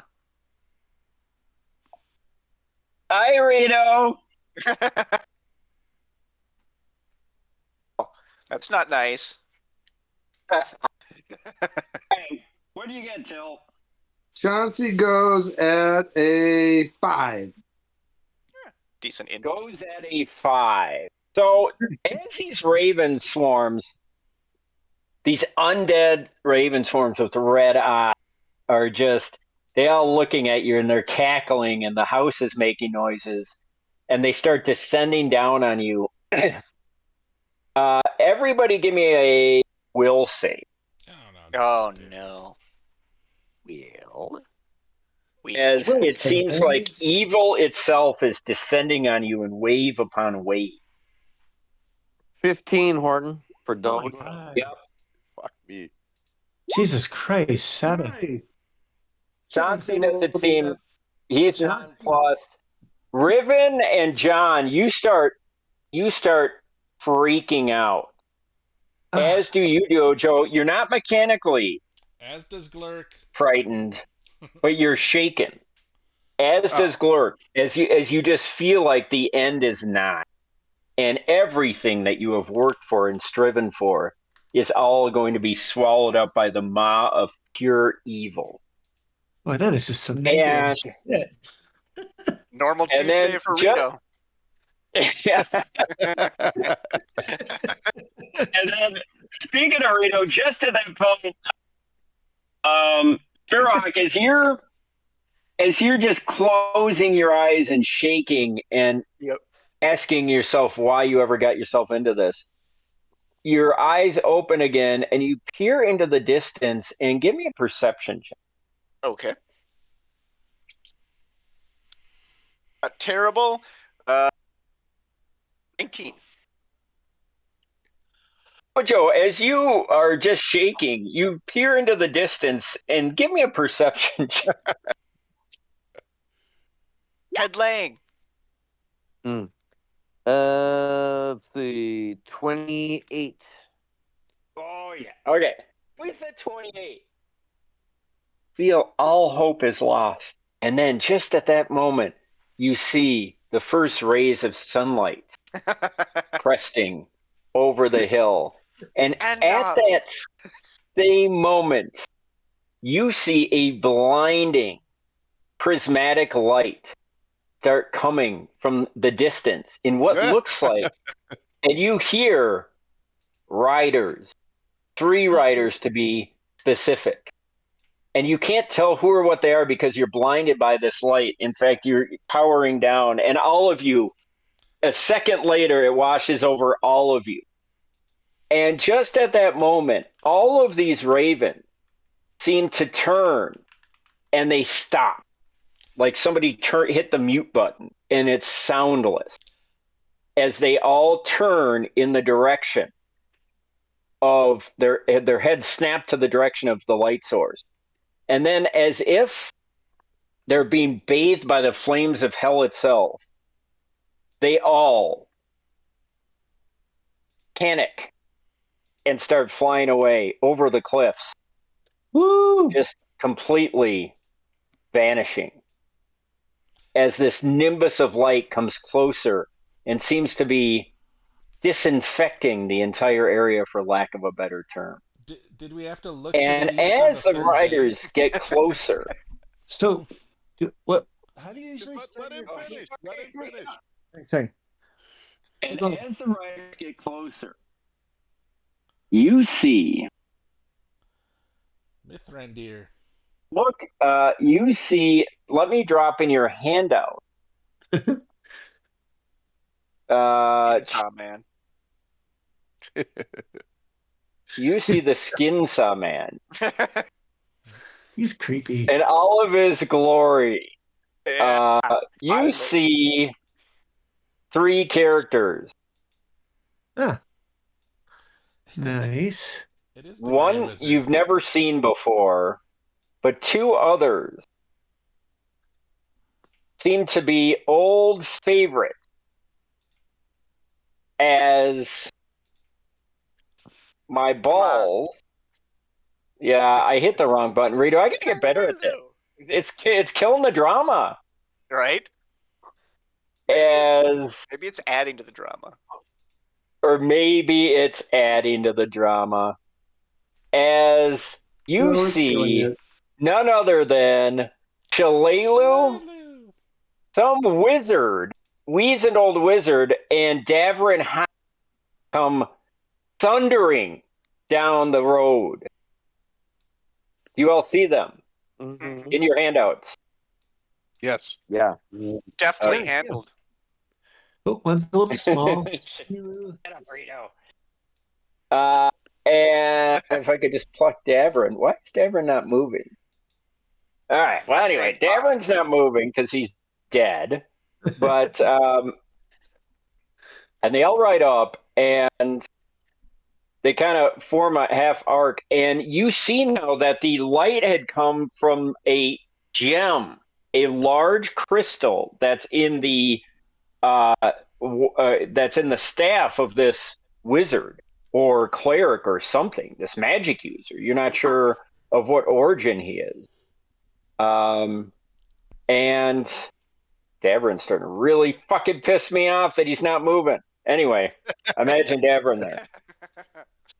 And Davrin rides up, and you see the horses have been ridden like they're just sweat is pouring off them.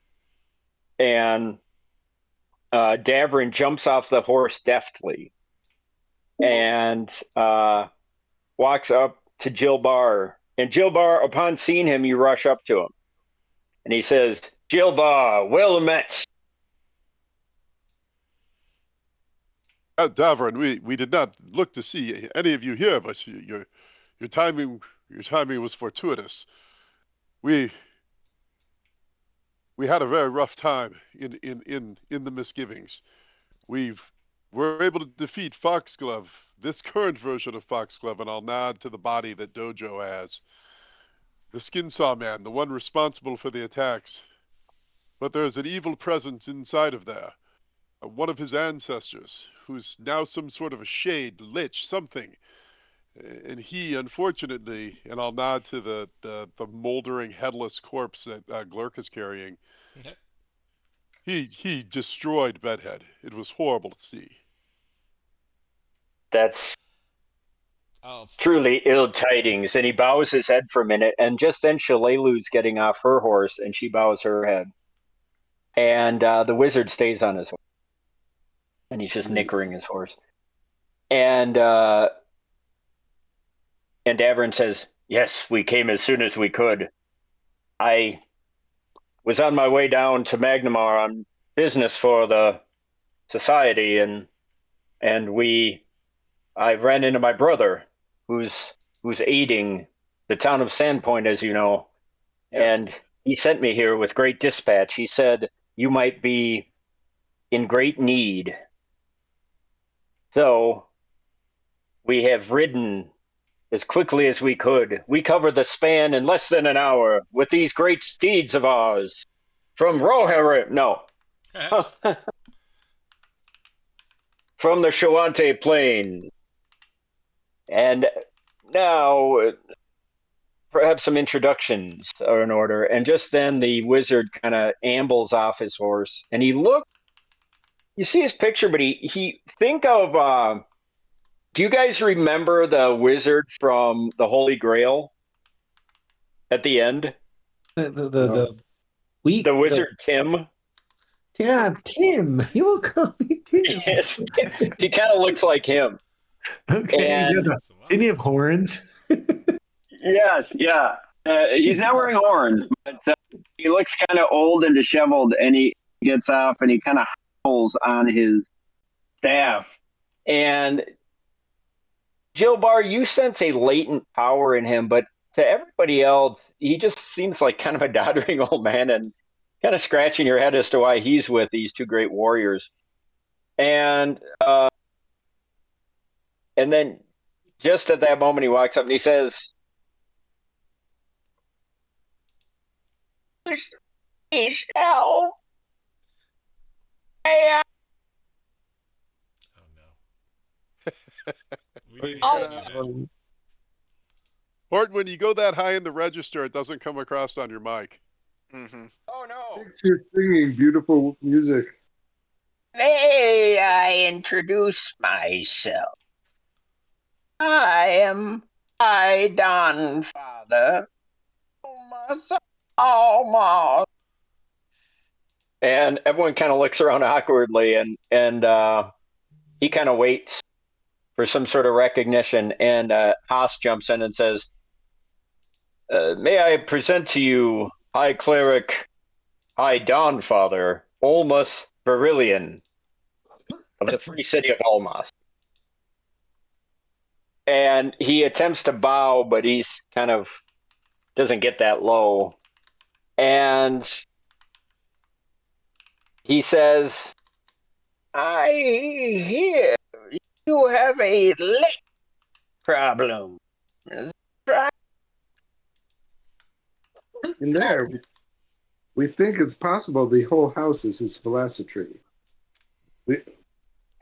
It seems like he's a lich, but something's not quite right about it.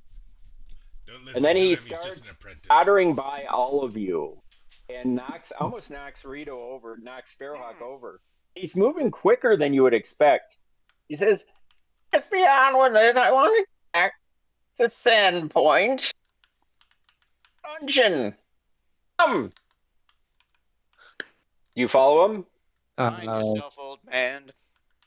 Next time. What is his deal, man? Haas says to you, Jilbar, "Come." And Shalelu nods at you. Friends, it seems our work here is not done. Let us witness this. So he brings you in, and then he comes up to the door, and he just bows his head. And Davrin and Shalelu are flanking him. Everybody move where you want to be. And he bows his head, and nothing happens. Wait, And no, about no. 15 seconds goes by, and then 30, and then 45, and then a minute. And some of you are starting to worry that he may have fallen asleep. His neck is down, and his face is obscured, and he's leaning on his staff. And then all of a sudden, he just makes one brief, he raises his weazened hand, and he just goes like this. It's a brief wicking move, and the doors fly open. And then he hobbles in. And he goes by the manticore, like nothing happened, and the manticore does not move. There's a low rumbling in the house as he goes straight into the old scene where the big stained glass windows are. Are you guys following? Shalelu and Davern obediently follow. I don't have a good feeling about. Wait, we're just going right back in here? What? Why? We're healed up. Are we? Mostly. We don't have our spells. All right. And then Hosk says, "Quiet. Just trust me, Jilbar. Jilbar, what are you gonna tell your group?" My friends, it seems divine providence is guiding our hand here. Let us follow our allies. He's some sort of like. Right? Fucking DM shill. Yeah. Okay, everybody is free to make a choice here. You can choose to stay or leave, trolling you.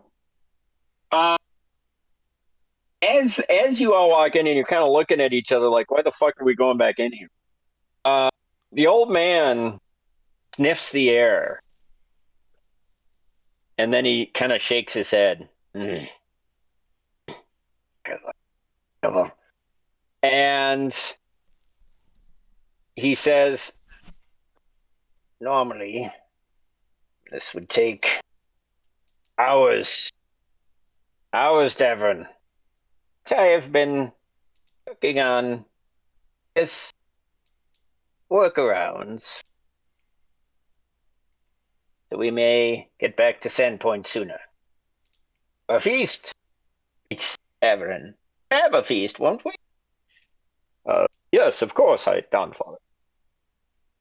And then, and he says, it is good. The ritual will only take 1 hour. Then he turns to all of you, please, stay quiet and don't get in my way. And if something bad happens, swing at it or stab it. Wizard. And then he kneels down and he kneels on one knee, his age suddenly seeming weightless. As he had walked in and you saw his footfalls, you saw a faint shimmer of light that's lingering behind you, as if starlight. It was refusing to fade, perhaps. And then Olma says, I feel him still. His hunger. His echo clings to these stones. He chained his soul to this place long ago. Walls remember his. And at that, the house starts shaking. He opens a small reliquary, releasing motes of sunfire that drift upward, nestling into the rafter. The air suddenly grows warmer. You hear faint sighs, the last whispers of Foxglove's victim, carried away by the sea breeze. Then Oma speaks. Sovereign right, Dawnflower Everlight. See what was twisted here. Burn away its memory. Let shade of pride remain. And suddenly his voice gets louder and louder and louder. He raises his hands as a sigil of radiant fire flares beneath his feet. 7 rings of light begin encircling him as you all back up, I assume, because it's kind of freaky. So everybody backs up. Okay. And all of a sudden, there's just this blinding light encircling him. And 7 rings of light, to be precise. Jilbar, make a perception check. Or actually make a knowledge religion check. Anyone with knowledge religion can make that check. That's not going to do it, boss. No, don't have it. That's a 13 only. Okay. Shalelu whispers to you. 7 rays of light, each bearing one of Serenre's tenets: mercy, redemption, truth, light, cleansing, dawn, and renewal. And then you do note, spellcasters, that he seems to be casting some sort of consecrate spell at a very high level. And as he's casting it, the sort of deathly aromas that were stale, necrotic throughout the house begin receding. And then all of a sudden, golden light that was in the 7 circles starts flashing around the whole room, and it seeps through every wall crack all of a sudden. And you suddenly see a black mist, like retreating from it, as if the light was chasing it, right? Like 2 serpents. And then you hear Olmas chanting in ancient Saranite cant. None of you, I assume, speak this language. But you just hear him incanting something. And he traces the sign of the sun with holy water. As he does, each droplet sizzles against the floor, leaving faintly glowing runes. And if anyone following along at home, you sense that he's now casting Dispel Evil and Remove Curse at very high levels. And you sense that the actual connection between Voral and the house is beginning to sever. As that happens, the entire manor starts shuddering violently. Beams are groaning. The stained glass just shatters and flies out the door, or out the windows into the sea. And then there's a long, keening wail rising from the caverns below, from the very foundation itself, that seems to sweep by you in a deafening burst and fly out the window.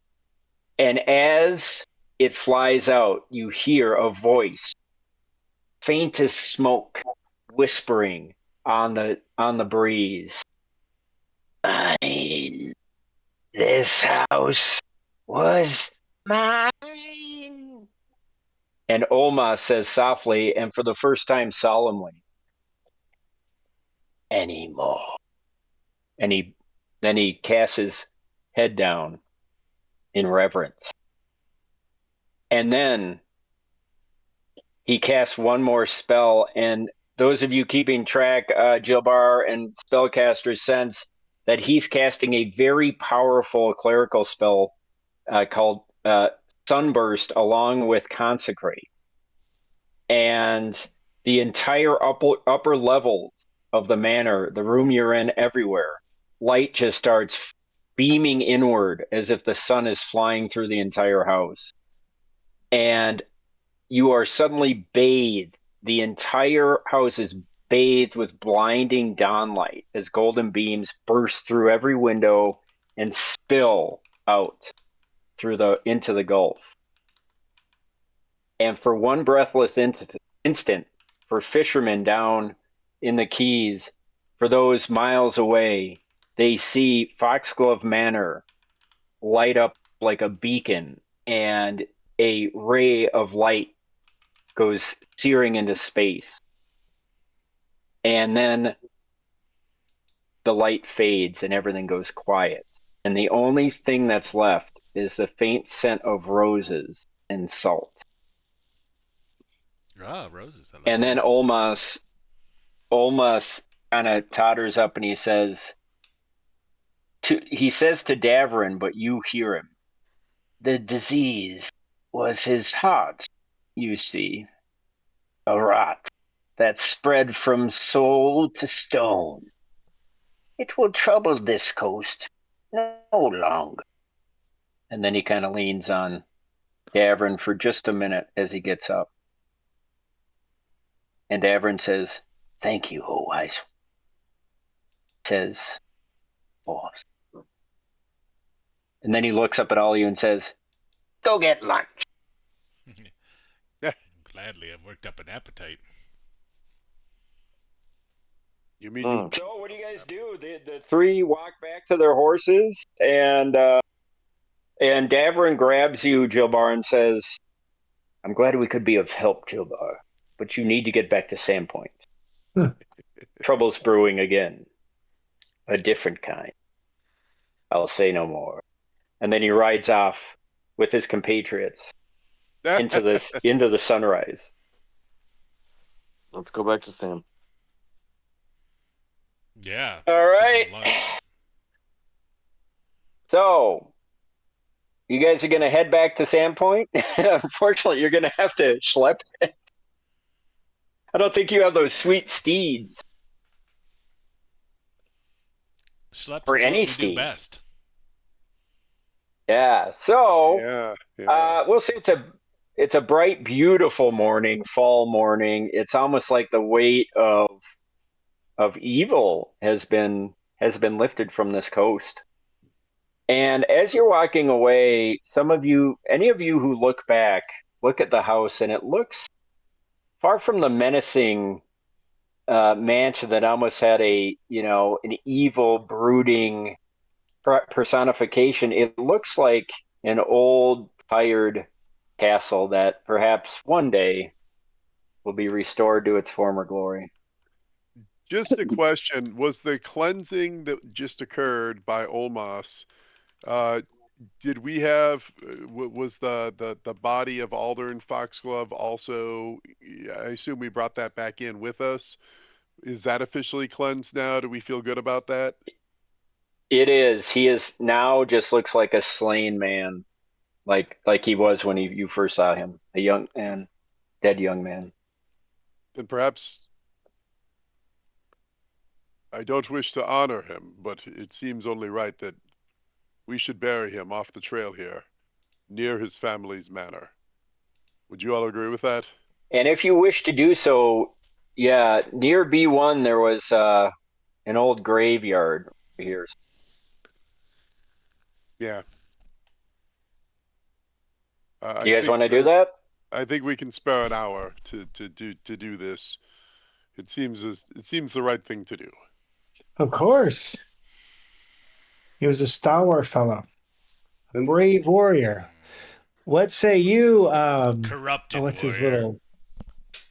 What's We're talking about Foxglove here, not Bedhead. Bedhead goes back Oh, to Sandpoint. I thought we were talking about Bedhead. All right, we got to do that too.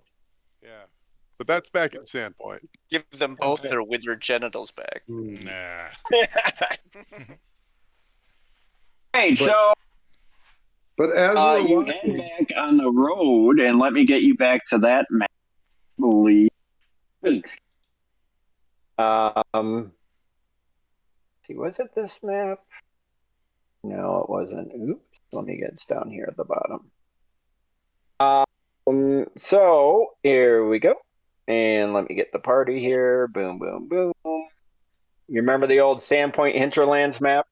Oh, yeah. So you're coming from, you see Foxglove Manor at the bottom left? If you follow the blue line, Yeah. you see the map? Yep. I see the map. I don't see the blue line. Oh, the river? Or no, the blue line. I see it. Okay. Yep. Sorry. Yep. I'm pinging Foxglove Manor, and if Got it. you follow it back to it's the old South Coast Road, you could get to Sandpoint, we'll say in 3 hours. plenty of time for Chauncey to tell his tale. Oh, Yeah. excellent. Oh, yeah. So, And I would, yeah. just for bookkeeping, it's about, by the time you'll get to Sandpoint at like 9-10 a.m. Lovely. Okay. So, you made it through Foxglove Manor for the most part. Sorry, Till.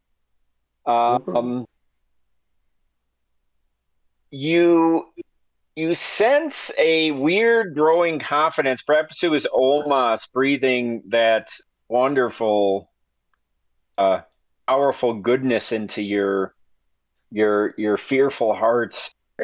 Perhaps it's the the sunny day, the sea breeze. Perhaps it's Shalalu's jugs. But for whatever reason, you're feeling more powerful, as if you've just all gained some personal power. And you feel like if you could finally just get that rest you've been seeking for so long, perhaps, just perhaps, you'll level up. What? There's not going to be any rest for me The tonight. 7th level. So, we'll fast forward to Sandpoint, unless you want to do anything in the interim. Well, I think we're supposed to hear Let's hear Phil's story. Chauncey's tale. Yeah. Mhm. So Chauncey My- regales you. Yes. My traveling companions, I'm sorry for the deception. It was never my plan or my intention. But life sometimes leads you down paths you don't expect. As you know me as Chauncey, as you call me, I've gone by many names, have many different personas. I've been known Chauncey, Lars Larson, that's the name I introduced. Chauncey was really a construct and a fabrication of that goblin bedhead. Lars Larson is who I introduced myself to him as. I've also begun as Merwin the Magnificent, a fellow named Griff, Sturbor Graydon, Vinny Barbarino, and the name my mother gave me, Jammy Dodger. But in her tongue, it was usually Hammy Dodger. But you know, you can call me Chauncey or you can call me Jammy Dodger. I will answer to either. You have proven yourself noble companions, and I will answer to either. Mostly because Derek Till hasn't decided who he wants to be called yet. But my tale is much like many. I grew up in the poor section, rags end of Magnamar, a poor child of one of the town's many horrors, and my outlooks was not good. My future was bleak, and growing up on the streets, I learned many a unsavory skill, and you know, I was quick and smart, and I could read a situation fast, and it proved well when you're growing up in a city to be able to sneak around and get people's stuff. So I did that, but at the same time, I realized that's not a life for a man. And like I said, I always pictured myself smart and dreamed of the life of a mage. But my position really laughed of every time I mentioned it to any mage I met, just laughed out of all mage schools and not any kind of magic circles. So I found the only honest work I could find as a scout for traveling wagon trains around Magnamar. And I would scout around and I would use my skills and, you know, gained a little personal wealth and some wands and some magic and had some access to magic and found I felt like I had an aptitude, but still could never have anyone take me seriously. So I made my life however I could, through whatever neat means that I could have, some more nefarious than I care to account, and maybe another time. But you know, we're all men and we have to do. And then lo and behold, a few months ago, I heard tale through the whispers that there was a professor of magic, a drugged out goblin, just on the fringes of magics, who had a tendency to have his students and professors killed, and that he was waiting for his next charge to help him. So I waylaid said charge and took his place, so I could finally get the magical instruction that I have so long desired. And so now I feel like I'm on my true path to learn magic. And that is my sad tale, but not too sad. I'm sure there's sadder amongst us. I never knew. Well, that is quite a tale, and no doubt. So I just know how you whipped that all up instantaneously as soon as Bedhead's head was disintegrated. You know, I blame the bourbon. All right. Always a good thing to do. So I gotta put my kids to bed. I'll be right back. But carry on.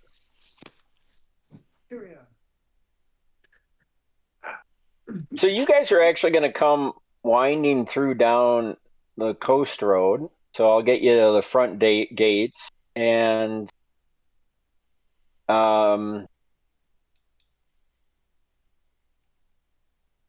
Jill Bar, you're probably in the van, and you come up to the gates, and it was Kington and Decker on watch, but now you see Decker is no longer, and Kington is there with.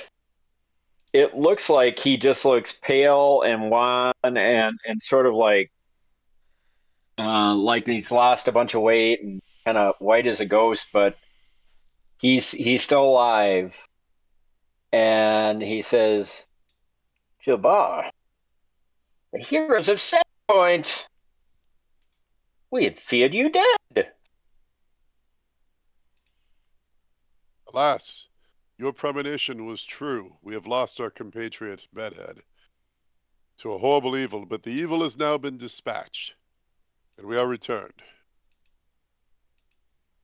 His name, and then he looks at you kind of and spits, and he says, that name is not welcome in this town, Jilbar. He, just to warn you, the town has been in an uproar. It seems at the night of the terrible ghoul attack on our city, witnesses, including family members of the Johansson family, witnessed Bedhead incinerating Lucy and Hallborg Johansson's entire family as they were trying to run out How dare he? of their humble homes. In fact, there was to be a trial for death, so I'm told, but that's above my pay grade.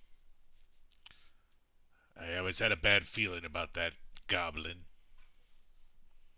This is news to us. I can only speak to what we saw, and he fought valiantly against a terrible evil. So perhaps he redeemed himself in death for whatever he did in life. Yes, well, that's not up to me. The mayor's is in her chambers, and you'll find the town is is beginning to heal, although we have lost many, as you know. And a tear starts shedding, Save as tears. you know. Yes, Kington. I'm sorry for your loss. I know you were friends. They And you died feel like well. maybe they were more than friends. There's Yeah, But, nothing to be ashamed I was of. getting I that digress. feeling that Decker and Kington have been chugging Yeah, on some Diet Pepsi. Tastes yeah, yeah. tastes You like never shit. wanted to voice it. All right, No. so you come into town. Feel free to move your guys. It's about 10 a.m.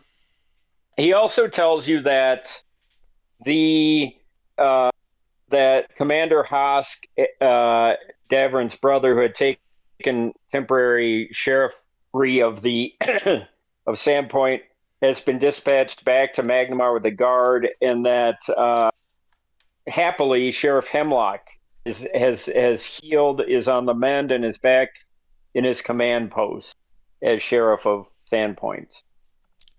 Huzzah. So you will go in the annals as a stout sheriff, Gilbar, even though the post was only held for a number of hours. But you are henceforth relieved of your duty, as you hear. And it looks like the town it's in much better shape than when you guys left, even though you've only been gone a day or two. It looks like things are starting to get back to normal. In terms of, there's still a bunch of people coming in and out of the cathedral. See wounded. You see more organized triage is set up. you even see some carpenters beginning to rebuild some homes. It looks like things are taking a positive turn here. So what do you guys do? Burn it all. Well, I mean, we've been up for literally Yeah. because we literally left the day of the day after the battle, The right? goblin battle. Yes. Yeah, Yeah, you've been out for what? 36 hours? yeah, If something that, like if not that. more? Yeah. So, Time to take a break. yeah, it seems like Decker maybe is a little bit more reliable given his newfound loss. So, Decker, is it possible for someone to get a message to the sheriff just to let him know we are back? But we have not slept in over a day and a half, and My we need God. rest. Yes, of course. And seems to be a more matured, battle-hardened Decker that isn't as big of a dick as he used to be. Seems uh, more morose, but more respectful. Yes, of course, Joe Bar. I will get the message to him immediately, and I will notify the mayor. Excellent. So Hopefully if by you guys, evening, yeah, hopefully yeah, by evening if we can follow up. yes, of course. And then he runs off. In terms of game mechanics, we'll call it 9 a.m. because we weren't. Well, no, yeah, call it 9 a.m. Just to be nice, or to be whatever. If you guys want to sleep until say 3 or 4, we'll say that's a good enough night's sleep to get a full night's rest and a level up. Huzzah! Bing, bing, bing, bing, bing. So, where are you gonna sleep? Pixie. Anyone who wishes to, we always have room at the Vaulted Arms for you. I'm already at the Pixie. Yeah, I saw that. Good work, Timmy. All right, so Timmy went to the Pixie. Uh, Pixie's kidding. Jill Bar, you kind of think, even though everybody normally is welcome to sleep wherever, that it might be wise because you don't fully have a handle on what's going on in town, and that was sort of an ominous statement by both Decker and Hosk.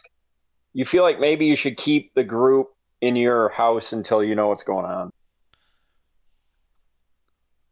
Well, outside of Glurk, that seems possible, but I gotta check in on the Yeah, ladies. I've he's really, gone, but everybody else, yeah.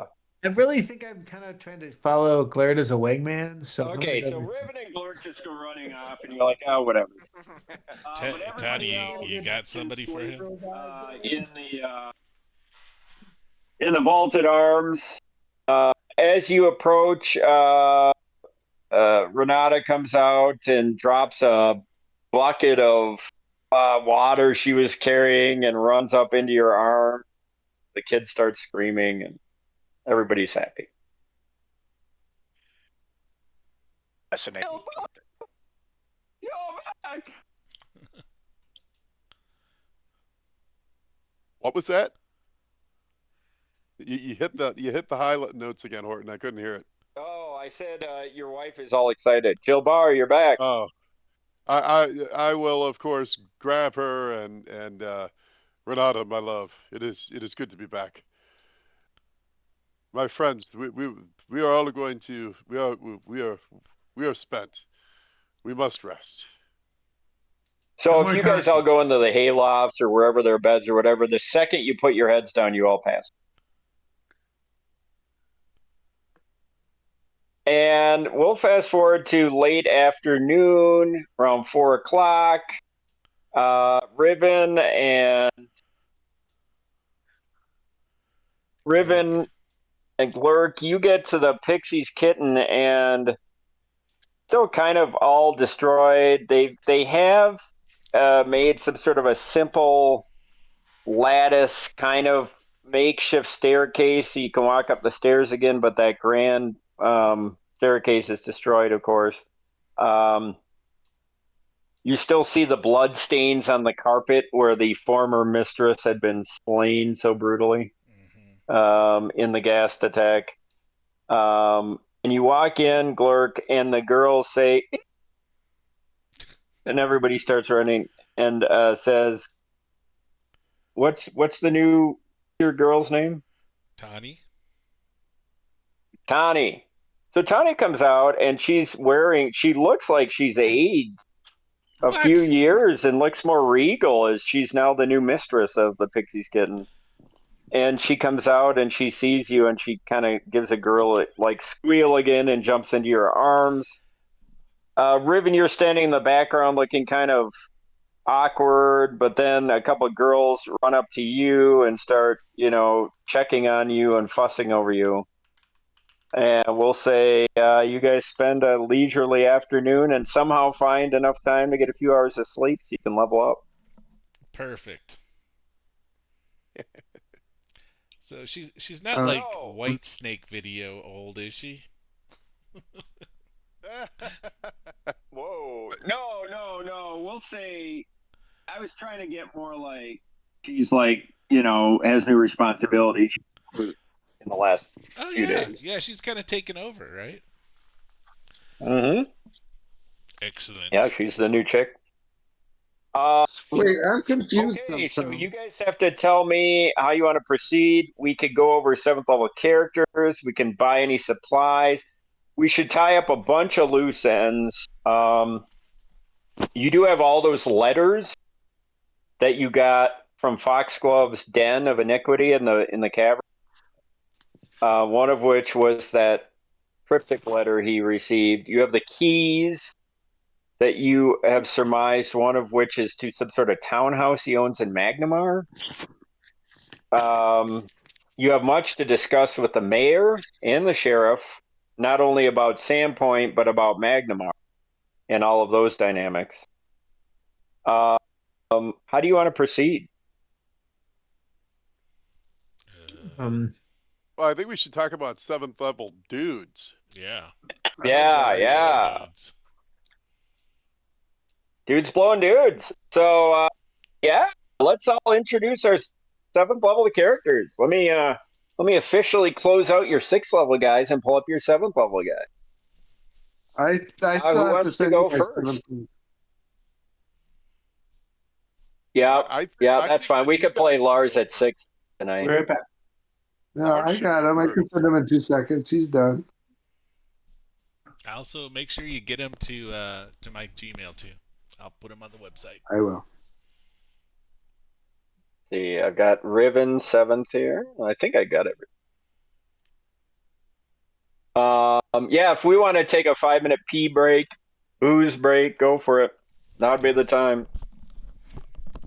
Say no more. Booze break. Wanker break if you're quick. That's really quick. Well, no judgment zone. I mean, it takes a couple hours for the Cialis to kick in. All right. Barrowhawk. Barrowhawk made it to 7th. That surprises me. I shot you new level 7. Right now? About 10 minutes ago, yeah. Since you found out that Bedhead croaked? Yeah, exactly. I just swapped out a feed. Okay, yeah, I got it right here. I save that.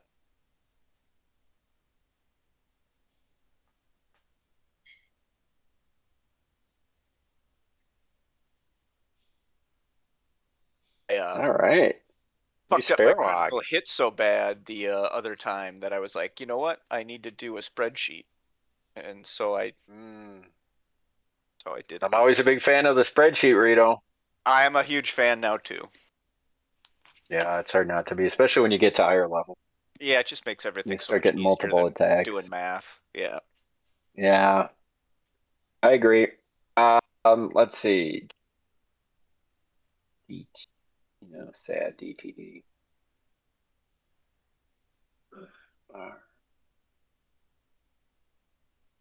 When I would have a drink, but I can't have a drink till Thanksgiving, which is kind of annoying. Oh no. Yeah, I should do that. But I was being really I made it all of Movember until now. So might as well keep my promise. Don't cost nothing.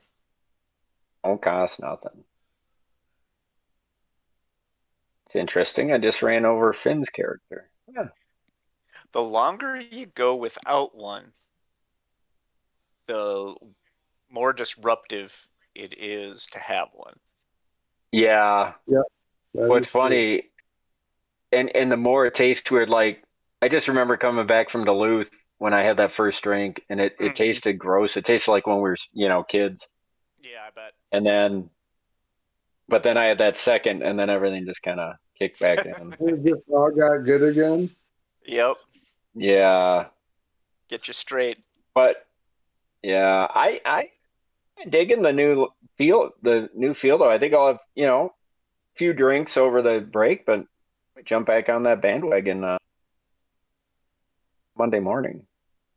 I like it. What bandwagon? Drinking. Oh, Right. got Great it. Edge bandwagon. Raiders fired Chip Kelly. Wow. What? Wow, that's big news. That is kind of big news. Why don't I have Dojo's 7th level? I know he's sent it. Oh, Dojo. sorry. Did you go through people's guys? I stepped away. No, we did a 5-minute break just to give everyone a chance to pee and grab a drink. Oh, got it. Oh, good. Sorry.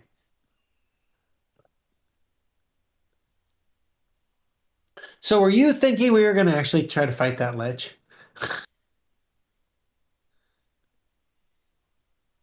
Different ways I could play it. I mean, to be Yeah. perfectly honest, if I wasn't pulling any punches, he had Circle of Death, which basically just eviscerates I think it's 20d4 levels or something of characters, just kills you. So I mean, yeah, you're not Lich ready. I like how it played out though, because it was challenging, kind of freaky, and it played well with the narrative. But he was never going to. He kind of had a lawful evil feel to him, where he's just kind of he's a fucking evil son of a bitch. But He's a Lich. He's a Lich. yeah. But again, what I was trying to kind of carry out, or what I was trying to reflect in all the writings and everything, and then and even his research to become a Lich, and then it's his Boral Foxglove's arrogance, right? You weren't worth his time. It was a dick. He was just pathetic. You were all too pathetic for him. So he just wanted you to get out of his hair. Get out of his house. I'm having. If you come by again, I'm gonna kill you all. So when we all bump up I don't know 5 more levels, let's put him on our kill list. We're coming back. Yeah. I mean, yeah. the other guy Unfortunately, cleared him out. he's gone. Yeah, he's already Oh. gone. Wait, he's gone? Yeah. No. Yeah. That was all that drama is when he kind of flew hither and on into the wind. I didn't think he went away. Yeah. I thought they just kind of vanquished him. Yeah, I actually misspoke. I said get back to Sandpoint. I meant Magnamar. Okay. They basically just did a quick detour to help you guys out. They've got bigger things going on with the Pathfinder Society. But that was basically the equivalent of an Archmage. He was a cleric, but okay. So we should hook up with those guys. Well, it's a little Easter egg in the sense that if you guys keep advancing, maybe we'll see Omas again. Yeah. Wasn't there another character named Omas? This guy's name is Olmas. Omas From John Hamm with a mustache. Yeah, that's right. That was in Giant Slayer, right? Yeah. Interesting. Omas from. He was the drunken town guard guy.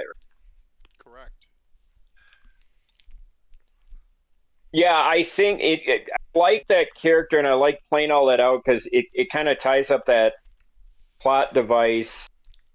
And then I also want Olmas to maybe. I like this idea of the Pathfinder Society in Davrin because there are these guys wheeling around the world doing bigger things that you guys don't fully comprehend. Kind of sweet. They're kind of like the Delta Green agents of Galarian. Speaking of Delta Green, Yeah, Rito. Mm-hmm. I just started a Time for Chaos Season 3 with Joe jumping in. It's pretty awesome.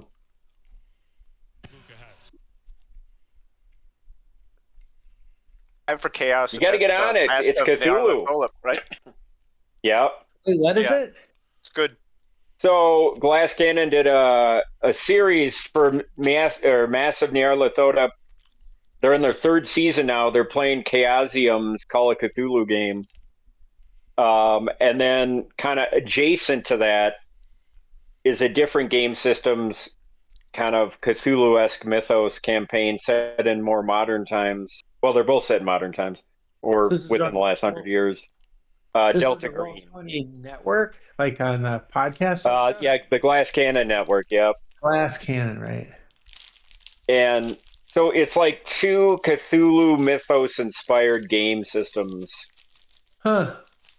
Either of which we're trying to get Rito to run. So pretty awesome though. So basically, in both of them, you like you have all these secret missions, but it's kind of, remember how Cthulhu worked, where you never win. It's just as you go more insane, you get more Cthulhu mythos points, right? And it's kind of a race to see what you can accomplish before you go inevitably insane. And it's always foolhardy. It never adds up to anything. Mm-hmm. It's just it's very modern in that sensibility. Yes. And so the Delta Green system adds kind of a twist to that, where they're kind of like the secret order of agents that is kind of beyond the government. Originally, it was beyond all governments, and then in later iterations, you can play campaigns that the U.S. government they're super secret within. They're folded into the government, but basically, it's like beyond CIA because the agents are dealing with a supernatural, and they can't tell anybody, obviously. Right. No, you described it to me, and it was like, I think it was like all I could think of is the illusion that you can fight back. Yeah. Like you actually have guns. Yeah, that's right? a good way to put it. And that really, or you probably have spellcasters. I can only imagine what they have under the hood. Right. That's the idea, right? Yeah. You're actually like like they were floating one campaign like 2015, then they go back in time. There's all these time things that kind of flip around. It's like, and then it's like as the monsters kind of get revealed to the people, they go more insane. Did anybody watch that? It was like the oh my god, it was a show. It was on. It's like Universal's. It's like Monsters. Kurt Russell is in it. Like they are. Big Trouble in Little China? Yeah, Big Trouble in Little China. No, it's like a newer show. It's like is it Godzilla? Oh, Godzilla. Yeah, that's what you're talking about. It's the Monarch. Yeah. Monarch. Monarch. It's like Monarch. Yeah. Monarch is the name of the show. It was a good show. Yeah, I don't know that. I thought it was okay. I don't know. No, it's pretty cool. No, I actually would love to play Delta Green or Time for Chaos. Well, that's what they call it, but it's just Cthulhu, basically. The other day I just have been trying to get my head back in the game here. And I've started to listen to this podcast that's called The Secret Cabal.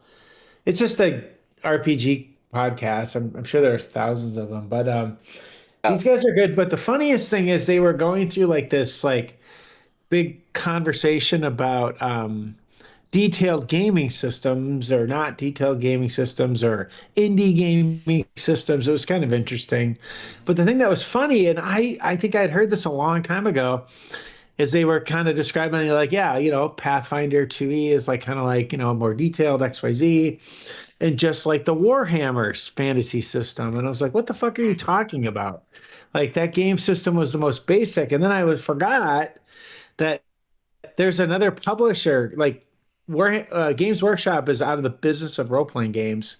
And they actually licensed the Warhammer game system to another publisher. Did you guys ever see that? Bruno, you hear this?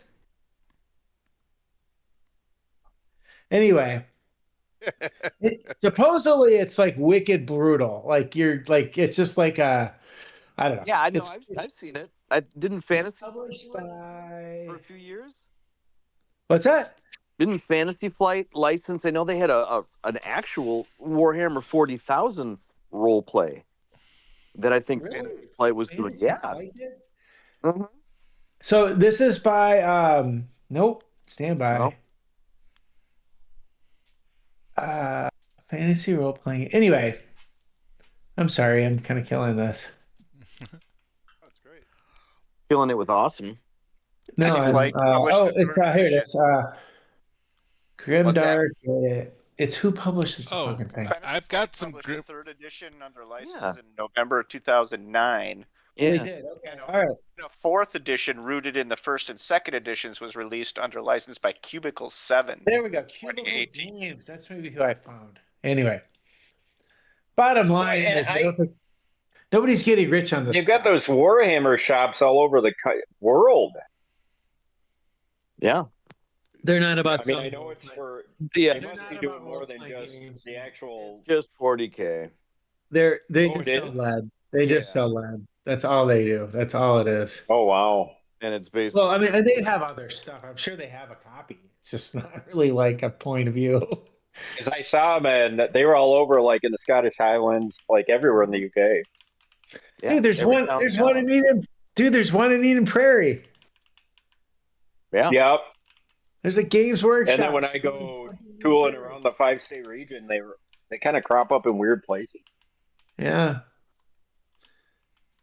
The other night. Speaking of Okay. cropping up in weird places, do we have everyone?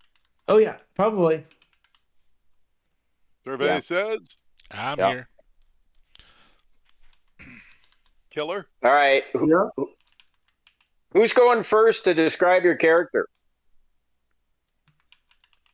I can. I think the only big change is my feet. I've got extra key points to allocate every day.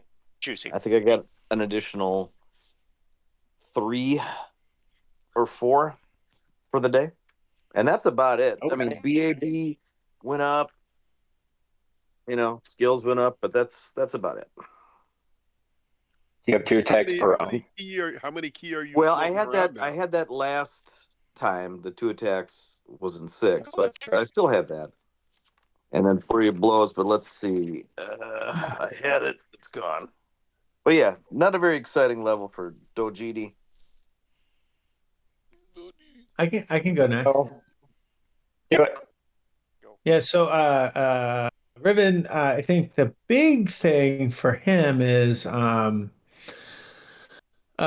things, actually, a couple things. I got adding Vital Strike.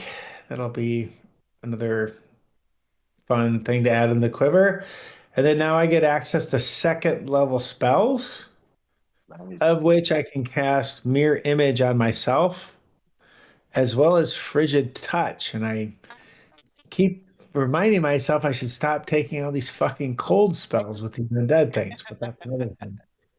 And then on top of that, the dumbass that I am, I was quite excited about hopefully being able to wheel in and try something new. I forgot I have an arcane pool. I need to start using it every fucking chance I can. Yeah. And I then see you I don't use also, with that, have a thing called spell recall. So I have been a very bad partner as of late. So I've got a little more under the hood. I'm looking forward to actually fucking playing this guy. We'll see. Right. Anyway, that's what I got.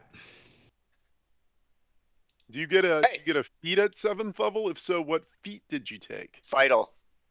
Oh, that's right. Yep. Yeah. I think that was a feat. I get a little confused about the different feat. That's a sweet. That's a juicy feat. Yeah, I think it'll be good. You never know. For those special moments. All right. I want to kill the dragon again. Mm-hmm. At least have the chance. Who's next?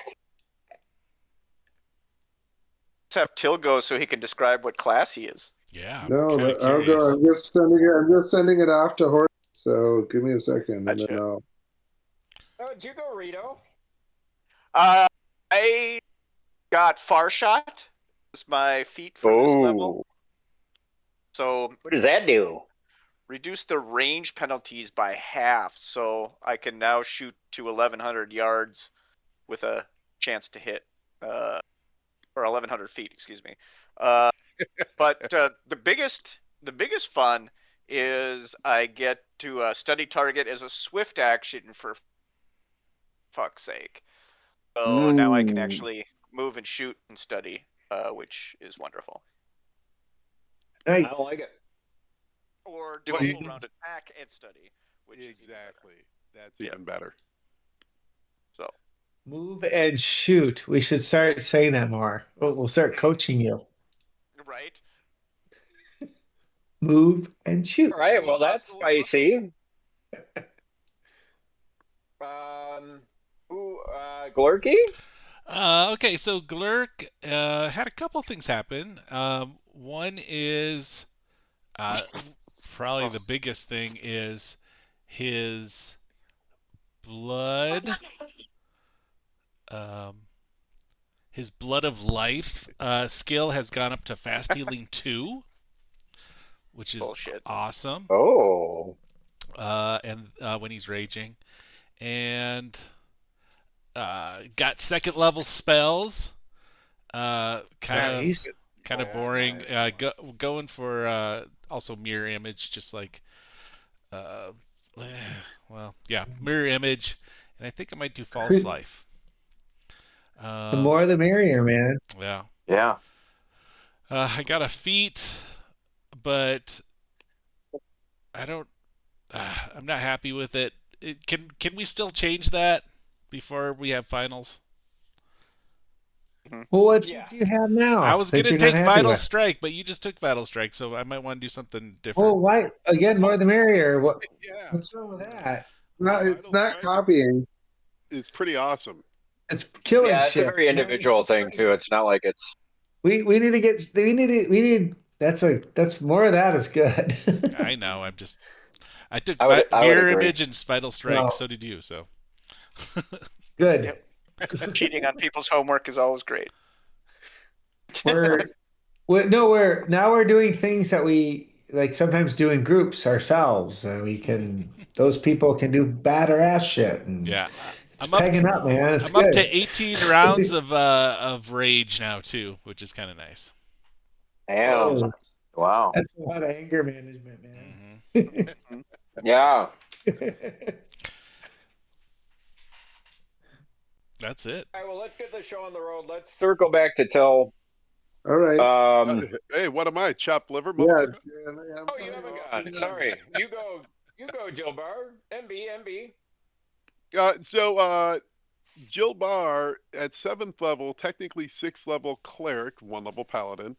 One thing about 6th level spells is a lot of spells, cleric spells go up at 6th level, including Arc Skin, Shield of Faith, Divine Favor, all of which Jill Barr uses. So that's one thing. And then 7th level feat is, and this is part of Jill Barr's plan from the start, is craft magic arms and armor. So hopefully I'll have a chance to actually use that. You know, if the DM allows characters to use their feats, that's always nice. How long does that take to craft? So I can make sure never to give you that much time. It depends how long or how expensive the item is. Yeah. So that is part of the plan for Joe Barr, is to be able to make arms and armor for both himself and potentially other people. So that's my feat, and that's about it. You know, a couple extra spells, which is always great. Boner. Until Boner. now, it's your turn. All right. 1 level rogue dip. Nice work, Jilbar. So speaking of 1 level rogue dip, so yeah, just a little insight, little the little meta talk here. Yeah, I just felt like I wasn't um, Bedhead very well. He was supposed to be a drug addict and take drugs because I didn't want the minuses. Didn't particularly play a very good goblin. I wasn't playing a very good illusionist. But I was kind of enjoying Chauncey to blow him out a little bit. But the thing is that felt like he came in as the student of Bedhead, so I couldn't really make him like. It would be weird if he was. So it kind of sucks a little bit right now that I realize I kind of fucked us because I took out our phone, which might fuck us in the future. But the thought is that he was a character. Are you cutting in and out, or is it just me? No, No, he's cutting in and out. all the Sorry, important words you say we can't It's hear. always me. Give me 2 seconds. I'll be right back. I'm going away. So now what do we do? So was Bedhead the Hello? boss all along? Yeah, Bedhead was like the professor, and Chauncey was just the student. But Which he is was another reason wasn't playing it very well. he was an undercover student. So decided to give Chauncey a backstory where he was a little bit more swarthy and a little bit of a rogue. What I liked about Chauncey is to make him badass. I kind of made him a wand specialist. So there was a rogue who's a counterfeit mage who is kind of a rogue who uses wands. So I'm like, oh, that's kind of a cool backstory that he's a rogue who pretends to be a mage and then actually find someone who teaches him to use real magic. So that's kind of the But thing. also, like recently, Chauncey had some incredible roles at critical times. Like, Yes. He got lucky. I know. oh, that was just luck. I was gonna say, like, I assumed that was because he was such a badass. No, I didn't realize that pure luck. So he just got luck. Okay, got it. Okay. so so Chauncey is well, before now he was a 3rd level rogue counterfeit mage scout and a 3rd level illusionist. And total transparency, my ultimate goal, though I'm having a little trouble with PC Gen, but we'll figure it out, is we're going to go into the Arcane Trickster Prestige class. Yeah, I looked at that. That's cool. I like that. But we're not doing that this level. This level, as Chauncey shuts the door on his old life, he's taking one last level of rogue. There's those prerequisites that you have to make that happen, though. Yeah, which I have them, but PC Gen's being kind of a bitch, but we'll figure it out. The with that one last level of rogue, though, what that gives me is being a counterfeit mage. It lets me once a day pick a wand that I can just use without doing any kind of use magic device. It kind of lets me attune to a wand on that. Also, I'm a scout. It also gives me an ability to do a charge that lets me, if I want to use my backstab, I get to do that. So where I'm kind of seeing this, and John or Squeaks, please tell me if I can't, but everything I've read, besides using like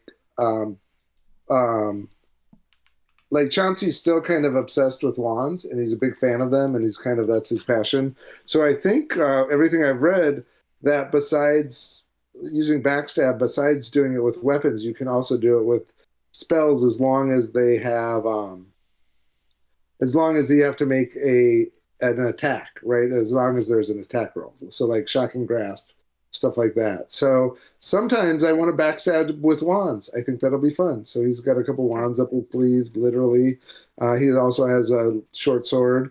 And going forward, he's going to be more of a magic user and provide hopefully a lot of the magical support we need. But, have a little bit of a skill to be a little bit more shady, a little bit more of a scoundrel if we need it, and maybe do a little bit of backstab damage using like invisibility, greater invisibility once I get it, and some other tricks I have up my sleeve. So that's kind of the plan. But happy to answer any questions if anyone has any. I think that sounds fantastic, but why was he hiding so much? Because he wanted to be a mage, but he couldn't get into a mage school. So he heard uh, he was pretending to be a low level magic user student so Bedhead would teach him magic. And Okay. it was just a con that he was pulling to try to learn magic from this drugged out old goblin of a wizard. Got it. Okay. Got it. Okay. And now does he, But now the Chauncey, do you feel like you've learned enough to be more forward? I've learned And enough not to, passive. to do my own studies. That old windbag had little to teach me. And cast and kill and do all the fun stuff, right? Yeah. So I'm just impressed that you literally killed your character so he never had to cast haste. Yeah, like that. And what's crazy, my new character Squeak still doesn't have haste. I'm not high enough. God damn it. Now nobody will cast invisibility on me and nobody will cast haste. I hate it. On that note, we go back into the world of Galarian and the town of Sandpoint. It's 4 p.m. ish. Call it near supper time. Jill Bar, you awake out of a groggy sleep and you rouse your compatriots because you know you have a lot to deal with. Just about that time, Riven and Glurk stumble back from the Pixies kitten.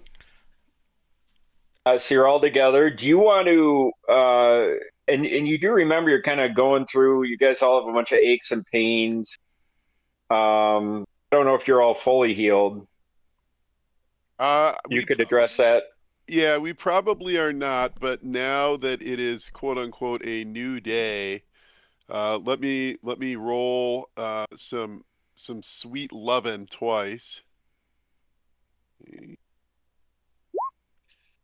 So 19 on the first one.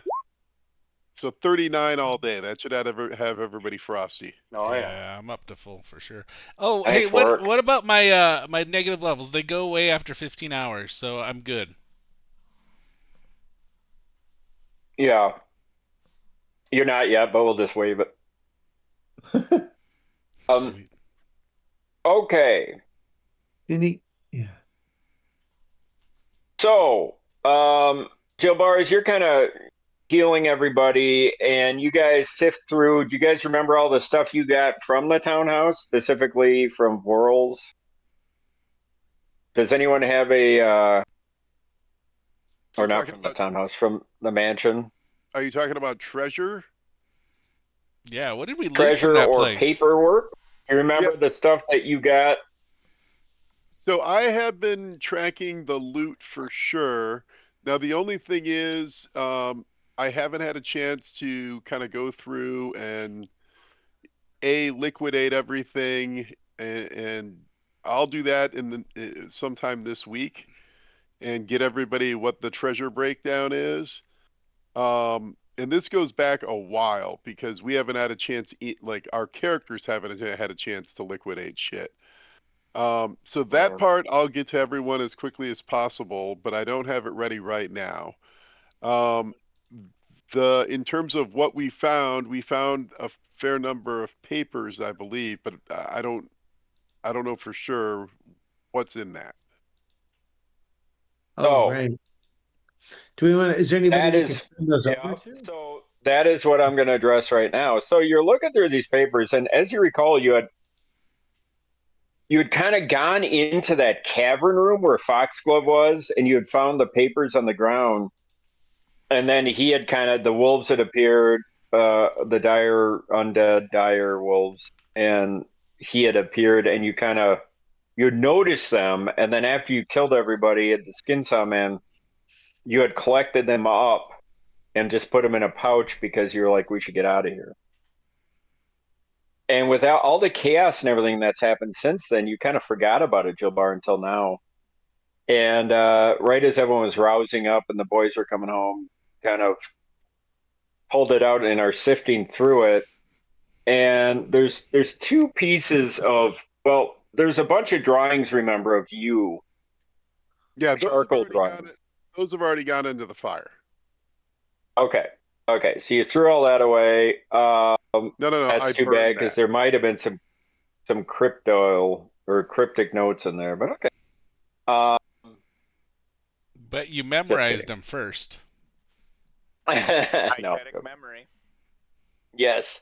But there is one letter that you found that is really kind of scratching your head or you're puzzling over. And would you guys all like to see it? Mm-hmm. Hell Sure. yeah. Check out your journal. Come on.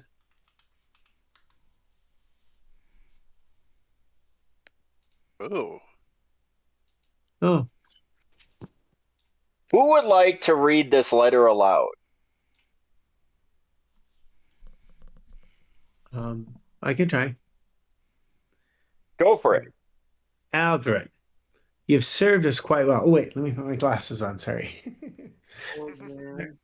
Much better. All Riven right. wears glasses? What? Riven wears glasses? Yeah, man. Just readers. I've burned my eyes out. Okay. Aldrin, you've served us quite well. The deliver you harvested from the caverns far exceeds what I'd hoped for. You may consider your debt to the brothers paid in full. Yet I have full need of you. I still have need of you. And when you awaken from your death, you should find your mind clear and able to understand this task more than in the state you lie in as I write this. You shall remember the workings of the Shionden ritual, I trust. You seem Sahedron. what? Sahedron Oh, ritual. sorry. Okay, sorry. Sahedron. It's the Sahedron ritual. That's that. Remember that 7-pointed star that was in That's the everything? Sahedron. Okay. You seem quite lucid at the time, but if you find after your rebirth that you have forgotten, return to your townhouse in Magnamar. My agents shall contact you there soon. No need for you to bother the brother's funeral. I will provide the list of proper victims from the. I'm sorry, what was it again? Sahedron. Sahedron. Sahedron ritual in 2 days' time. Commit that list to memory, then destroy it before you begin your work. The ones I've selected must be marked before they die. Otherwise, they do my master no good, and the greed in their souls will go to waste. If others get in your way, though, you may do with them as you please. Eat them, savage them, or turn them into pawns. It matters not to me. Zanisha, mistress of Zanisha. Yep. Zanisha. Dude, these are very subjective pronunciations, by the way. Mm-hmm. What Hollywood? What was she mistress of? The mistress of the seven. Does this all ring true? Do we know what this is? Yeah. We've been Questions. seeing that star for a while. Scholars. And this is in our. This stays with us, right? In our little bin. Yeah, it's up to you guys. You can show it to whomever or not. Yeah, it'll stay in your mechanical. It'll stay in your handout. Anybody have any questions about anything in this letter? Huh. Magnets. How do they work? Right. Okay. So do we know who No this person questions. is? To Magnamar. Do we know who this You person do is? think you might, for clarification's sake, you're thinking maybe you want to key in the mayor and maybe maybe Broderd too might know something about this. But a lot of this you guys should know about. Do you need me to walk you through it? The Brotherhood Sure. of the Seven, we've heard reference to. Yes. And we know that Your he, characters, yep. yeah, and we know about his transformation into undeath.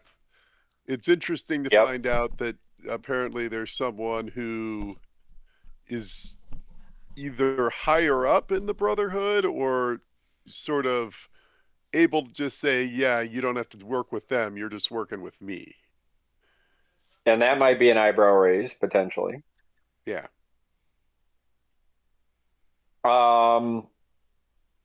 You also have never heard this name. You've never heard of any women in the Seven. You understood the Brotherhood to be comprised of wealthy Magnamarian, Ironbriar, and other merchants.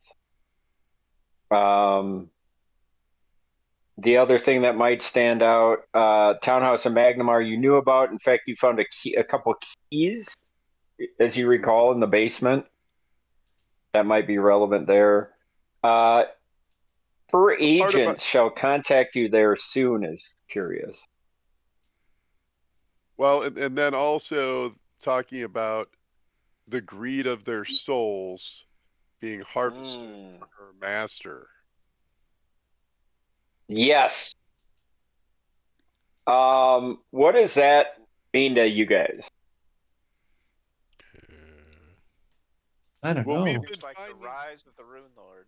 Yeah, we've been finding people with the Sahedron symbol on them who were then slaughtered. Mm-hmm. Do we have a record of how many? And then you had the Sinwells, remember those? Under the city of Sandpoint? And you had to, when you talked to Broderd, and then when you were down there, reference to a specific Rune Lord.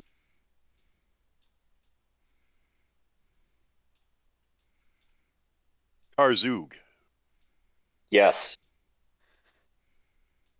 And you remember that Karzug was the Rune Lord of, was it Sloth? No, it or was Gluttony? Greed. Karzug was greed. Alasnist was the Rune Lord of Wrath. Wrath, yeah. But in the underneath Sandpoint, I think is where we actually found that reference to Karzug. Well, I thought we found a direct reference to Karzug somewhere. You found it. I'm trying to remember where you found it. You did find it. I can't remember if it was from Broderd or down in there. No, it was in Thistletop. I think. Yes. Yep. Yep. That's exactly where it was because of what's her Lucretia. Or not Lucretia. Who is the chick? The hot one. Hot one with the vestigial arm? Yeah. Nualia. The daughter. Nualia. Yeah, Nualia, yeah. And she had been, yes. So, the big curveball here, from what you know, is that this new name is appearing. Do you want to do anything with this letter outside of the group? Do you want to keep it in your pants? Man, like, so we talked about this before, and I'm sorry, I'm kind of catching up late. Like, there's no higher in this town. Correct me if I'm wrong. Correct me if I'm wrong. There's nobody that's like a higher elder or somebody that can help us. Is that the case? Well, there's the mayor and the sheriff, and then Brodert is like the expert on the fallen Thessalonian Empire. So we could kind of just say, hey, we've come across this name. Is this anyone you're familiar with? As the Yeah, but there's no big, and then regionally, are there bigger players like the yes guys that tried to arrest us and do all that shit? Like, Yeah, they're based out of Magnamar, which is Yeah. probably we have to head to Magnamar for a couple reasons. Yeah, I One of know. which is to investigate this townhouse, and then we also have to figure out these charges against us now that it seems Yes. like, maybe we can spend a couple days here in Sandpoint, but at some point there's going to be an expectation that we go to Magnamar. Right. Okay. And to that, Are we? you're just thinking all this through, Joe Bar, and you just remember that you probably need to talk to the mayor and the sheriff ASAP Yeah. because they don't know what's going on. And then last dumb thing I just can't help but think about, just like, so I'm sorry, the Grand Wizard we just met, Olmus. that what Almost. was his name again? Olmus. Olmus. Almost of Almas. So he's gone, but do we have, and now this is like just we, if we don't have an answer now, that's just fine, but like we got to figure that out. Like, do we have any idea of resources to get a hold of him? We can try and contact Davern and Shalelu, but I don't think we're supposed to get a hold of him. Those are gods, right? Yeah. Those are Yeah. people.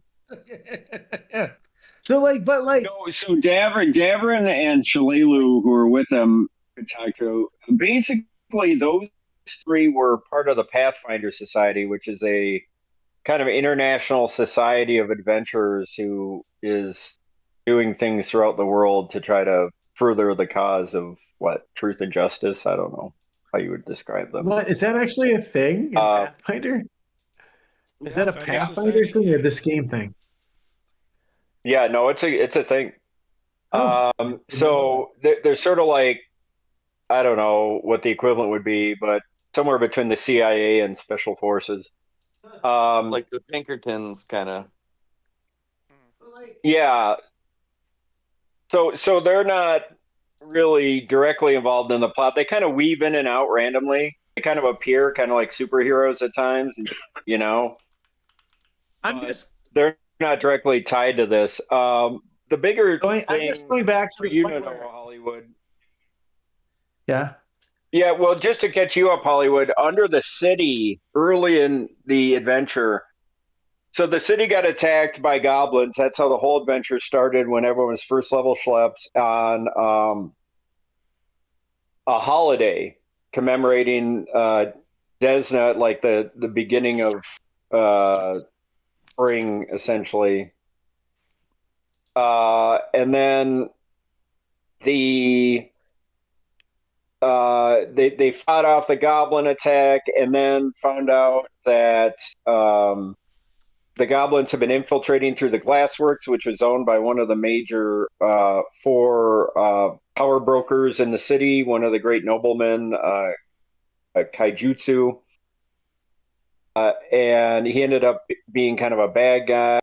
And they went there and they destroyed a bunch of goblins. And they found a secret passageway into these caverns under the city that were ancient Thessalonian. And Okay. Thassalon is like an empire that was around like 10,000 years ago. Like, kind of like, I don't know, an age of those kind of like, yeah, kind of like that. But they were really powerful. And without, you can read all this. This is just general Galarian history if you just Google it. But the upshot is the history of this world. But the upshot is there were rune lord. There were these there's a great wizard who learned about rune magic, a specific kind of magic, and he originally wanted to build a society based on the seven virtues. And then there were a bunch of powerful wizards who he collaborated with and trained in the rune magic, and then they wanted to use it for their own power grab, and then they ended up personifying the seven deadly sins, and they each have kind of their own um their own what do you call it, sphere of influence, and they all have a name. So for example, the rune lord Aslan, is it Aslan's, was the rune lord of Alasnest she was the rune lord of wrath, and this Karzug was the rune lord of greed. And like, this is ancient shit that nobody around here knows about except for a couple scholars here and there, and not, it's like ancient history. And to make a very long story short, a bunch of things happened, and the rune lords were kind of put in amber and defeated, and vanquished for good or forever, or were they? And now there's signs that maybe they're reawakening. And No, I don't know that part. Okay. No. So that's kind of how that connects with the direction we're going here. I'm just more like just trying to think of like, I'm sorry, all I'm going back to is like we have a break now. It seems like it's been a lot of action since before we almost got picked up and taken away. And then the Yes. big battle started, and I'm still trying to figure out like what the hell that meant. Yeah, That no, makes there's a lot of, and I think you might find a few answers if you you really need to compare notes with Devrin and Sheriff Hemlock. So how do you want to facilitate that? Let's do that. Yeah, I think we To can Hemlock. probably just go to the city hall. Yeah. Yep. Is that where they are? Okay. So y'all head to City Hall, and it's about 5 o'clock. 5 o'clock. Sheriff Hemlock's coming out, and he sees you, and he runs up and he says, "Jabbar, heroes, well met." And he looks like he's on the mend, but he looks thinner and kind of like Kington did, not fully healed, but on the mend, recovering from ghoul fever. And he says, "Well, by your presence here, I've taken to understand that you had some degree of success. Did Davrin and Shalelu meet up with you?" Yes, their timing was quite fortuitous. We were sorely depleted and wounded after many encounters and trouble at the misgivings. They arrived in time to help vanquish the dread spirit that used to reside in that home. So is all the ghouls, the dread spirit, is it all vanquished?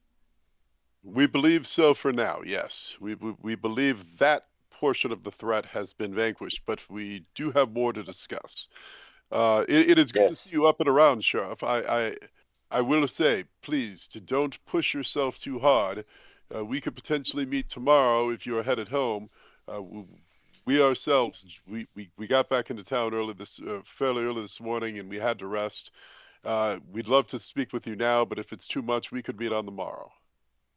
No, I fear that we must talk because many things have happened here as well. In fact, and he pulls you aside. He says, "Professor Eistai, I don't see him now. Where is he in the city? Because, well, we should talk with the mayor, but some negative developments have happened since you were gone regarding him." Unfortunately, the professor he perished fighting the dread spirit that I mentioned before. He whatever else you're alluding to, he died a hero.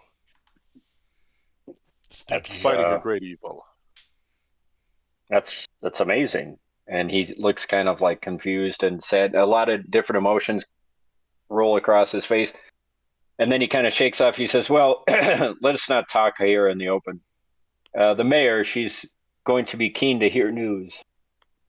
Come with me." And he kind of brings you straight up to her office, and she kind of waves him in. And then she didn't see you guys at first. And when she sees you guys, she kind of beams up and she says, "Jabbar, heroes, thank goodness you're all right. Please, sit around the table. I'm worried sick of you about you." Mayor, we appreciate your thoughts and concerns, and uh, fortunately, we're all lucky to be back here. And it's quite a tale.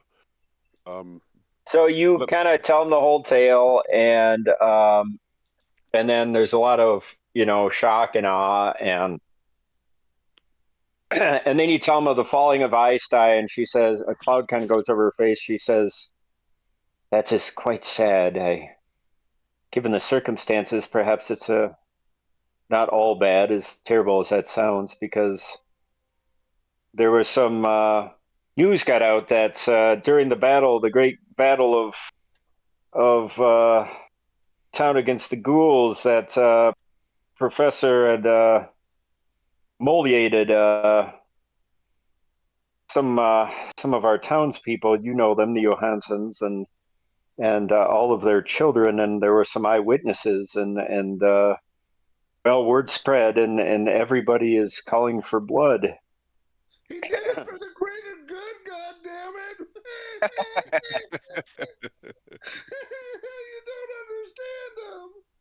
Oh, I'm sorry, Chauncey. I didn't see you back there. I understand. It's complicated. Or is complicated. And I don't doubt that he had the best intentions, but sometimes justice must be served. And perhaps Desna be praised it was served in this case. But I digress. And then she says, but there are greater matters relevant to the heroes at hand. Justice Ironbriar, his envoy, was tough, and Lieutenant Commander Hosk did a great job here, but he was recalled back to Magnamar, and I would assume that I don't need to assume. I've already received a threatening letter from Ironbriar and demanding that I turn you over immediately.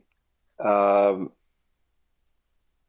now I'm thinking this through, and you say that you think there's a link to greater evils in Magnamar, with Foxglove's townhouse being a potential clue.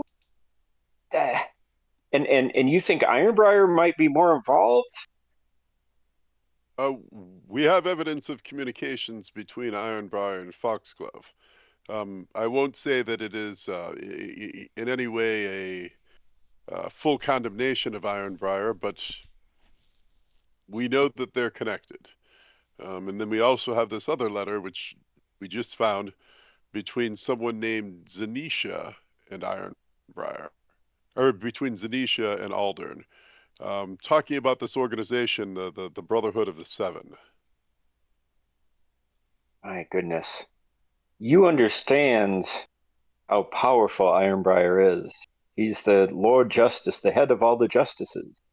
You know what powerful role they play in Magnamar, in our, as a colony thereof, in our legal system, our entire society. And now I've received word that he's putting a price on your head. And you propose to go into the wolves' den.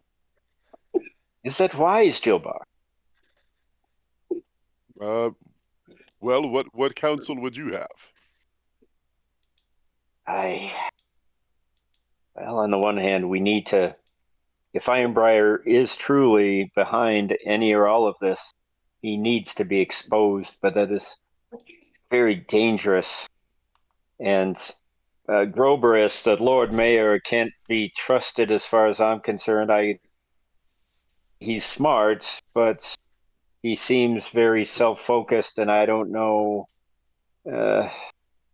if he's out for anybody but Groberus, if you know what I mean. That could be a line of possibility, but you'd have to time it right, and you'd have to roll the dice, as it were. If you were to go to Magnamar, you would have to go under assumed names and disguises, because if Ironbriar is putting out a bounty, he surely will have your images plastered on every street corner, your likenesses. Do you? I worry about the possibility of us being in disguise for many reasons, but not the least of which, and I kind of look around and look down up and down my own armor and go, we're a fairly distinct crew. I don't know how successful we'll be disguising ourselves. Names are one thing, Chauncey, but the description of Chauncey, you hear this and your ears perk up.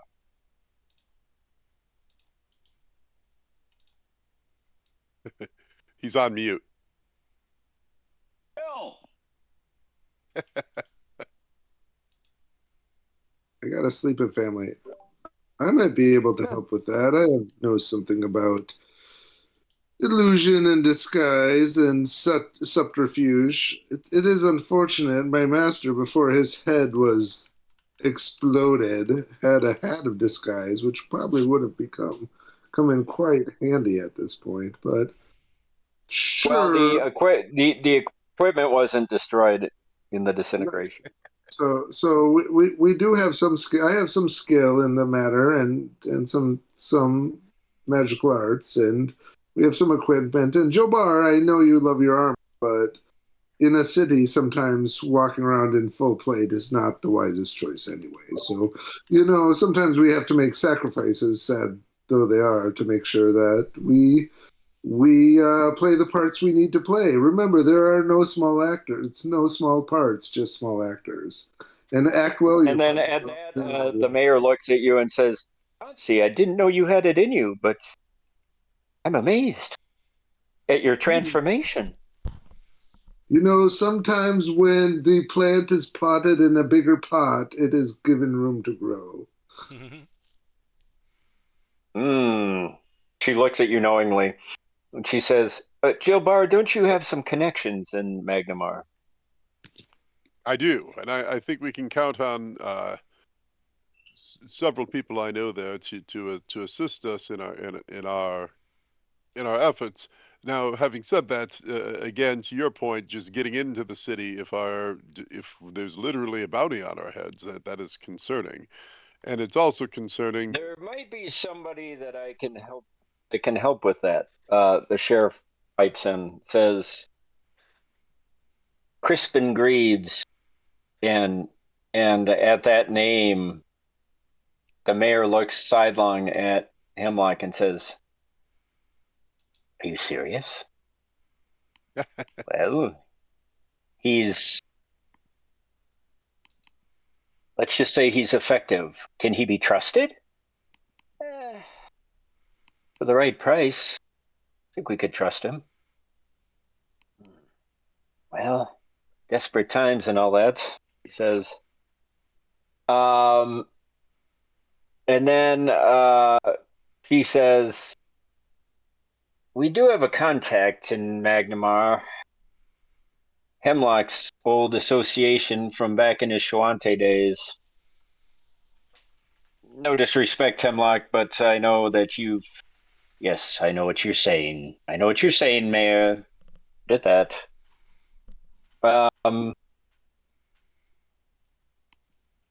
Crispin was a bootlegger.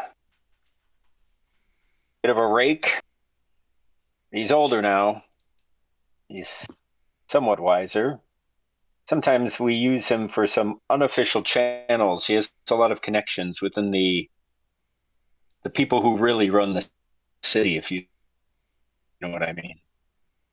He could probably smuggle you in. And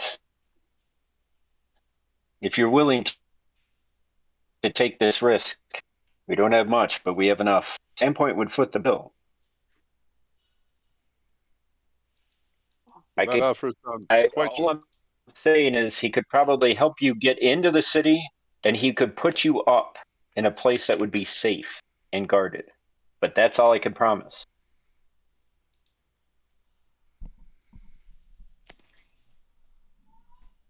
Now, I know this is a lot to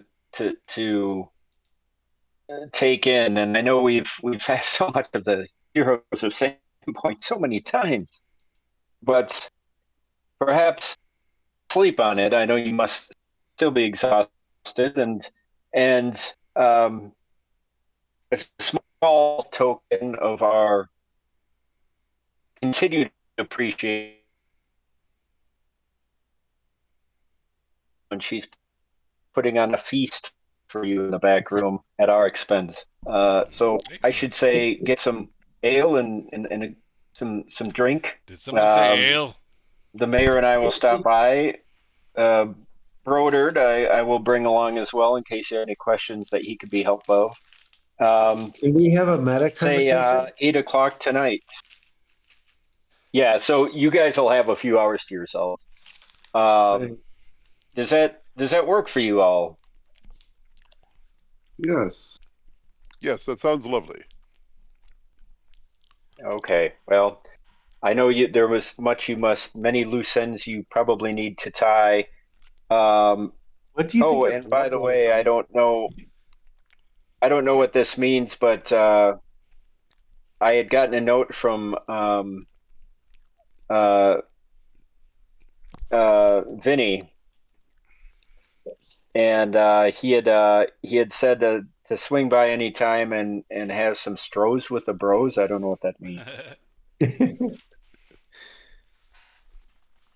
And that's yeah. So why don't you guys go? I know you have much to do, and we will see you anon. And then Hemlock kind of nods and shuffles you all out.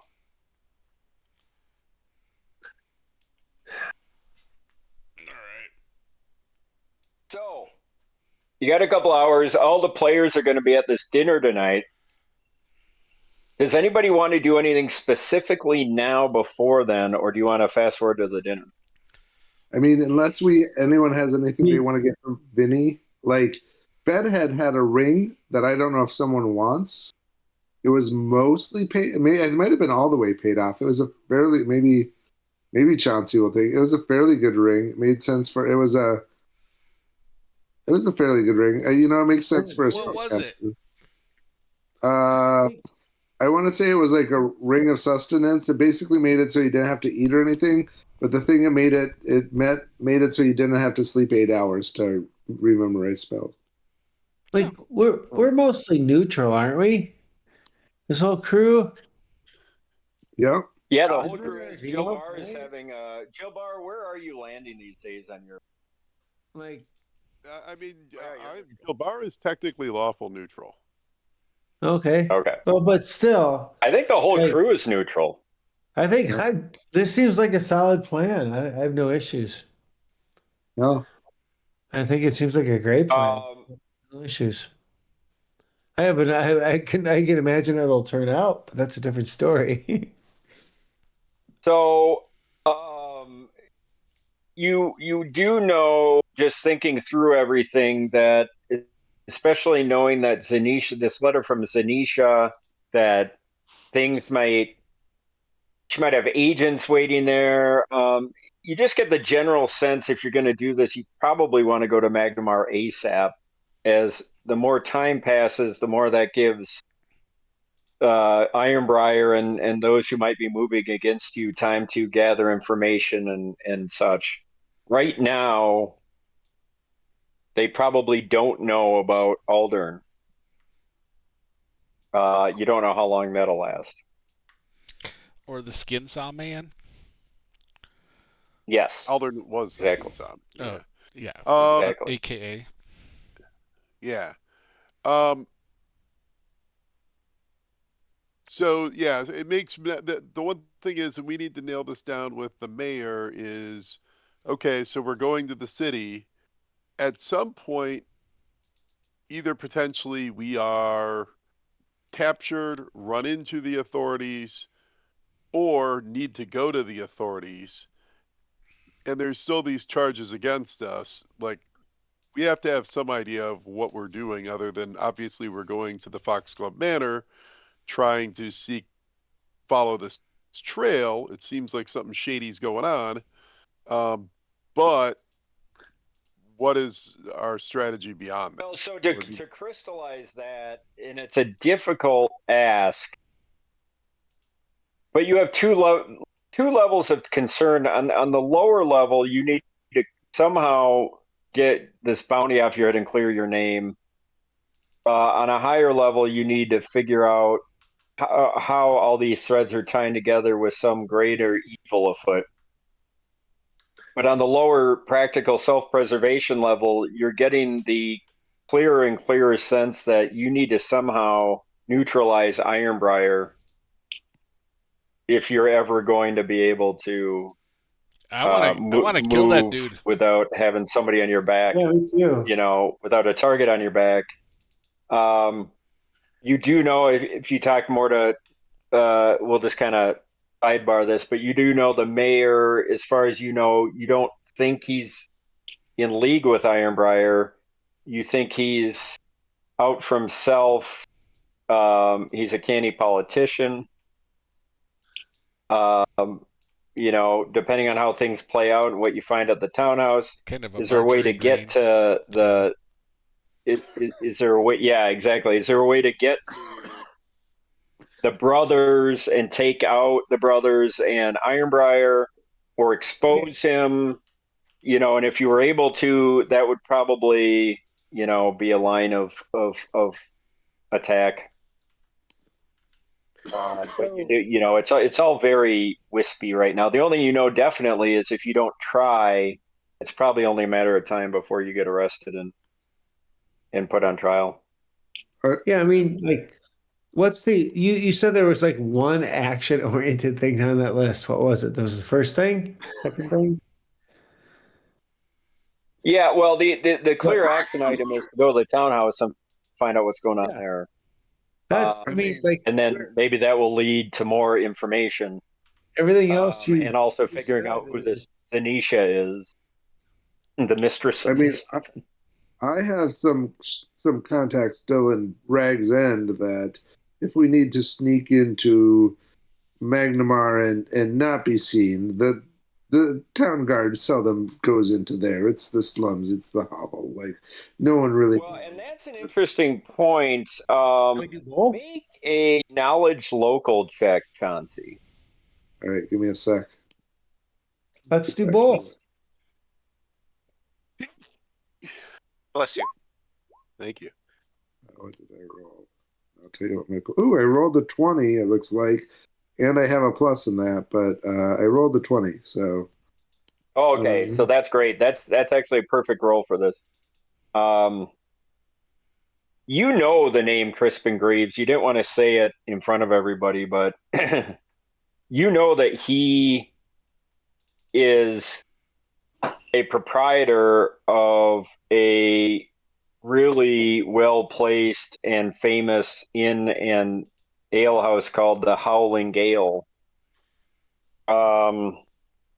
You also know that he's well connected in the underworld, and he's an interesting character because he's not only connected in the underworld, but he also is connected in Magnamarian politics.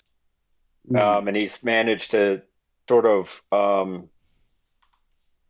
he's managed to play both sides, as it were, somehow. You know, kind of walk that thin line. He's sort of a linchpin who can give us access to many of the people we need to speak to. So it's good news that he's in some way connected with you know, the mayor, and that they're willing to pay for him to help you. You don't know how far that'll go, but it's something. It's not the worst guy to know. Yes, indeed. So does anybody want to do anything, or you want to go to dinner? Do you have any loose ends you want to tie up? You know, and obviously depending on how the dinner goes. Bava Voom before we leave town, but yes. Dinner sounds good. That we probably need to get the professor's body to the cathedral.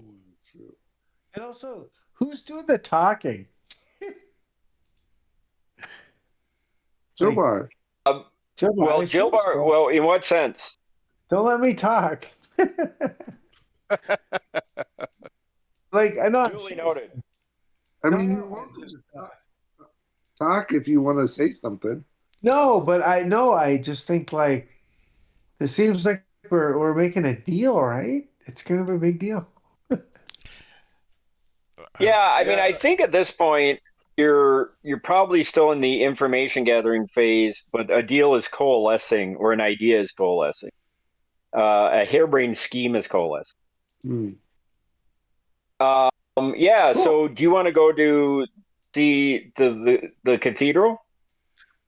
Yeah, and I mean, we'll try and not make a procession. We don't need to cause an uproar going through the town, but grab a small, maybe grab a wheelbarrow from the vaulted arms and load Yeah. it up, and obviously cover the body with a tarp or some sort of cloth, Yeah. and Yeah. head to the cathedral.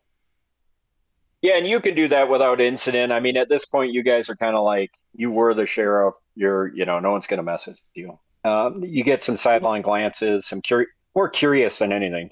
Yeah, well, what's Um, interesting is usually when Bedhead was in Sandpoint, he used his hat of disguise to make himself look like a dwarf. So, his head's been blown off, so it's hard to recognize him. that's true. Yeah, you wouldn't know. That's a great point. Nobody would know who you are at this Right. point.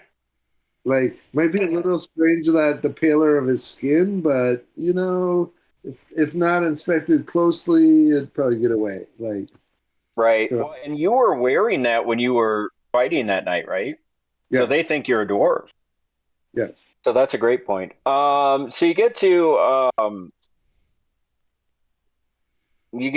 the cathedral and you go in, and there's still the triage station set up, and there's still, I'd say, scores of people wounded, but it looks well organized, and things look like they're on the mend. Um, and Father Xantus comes out. He says, Gilbar, oh, it's wonderful to see you. Thank you, What, Father. uh, what, It is what can I do for you?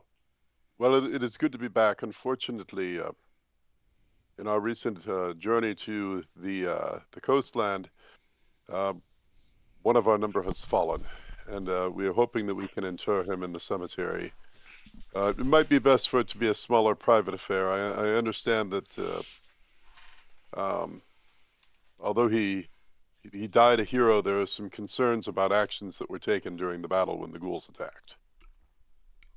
Yeah, and he has kind of a clouded look. He said, yes, a lot of people are very upset with him, and to be honest, there's been a call for justice, but I see that perhaps the ultimate justice has been meted out on his soul.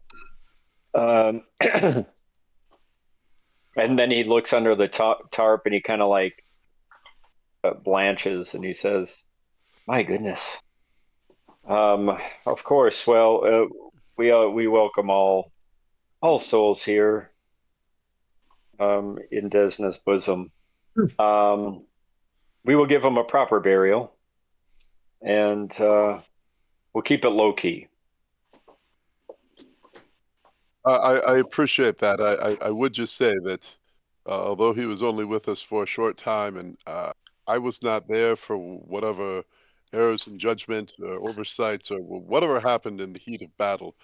Um, as I said, he died a hero fighting a great evil, and I personally saw him uh, many times in battle, fighting for Incinerate people.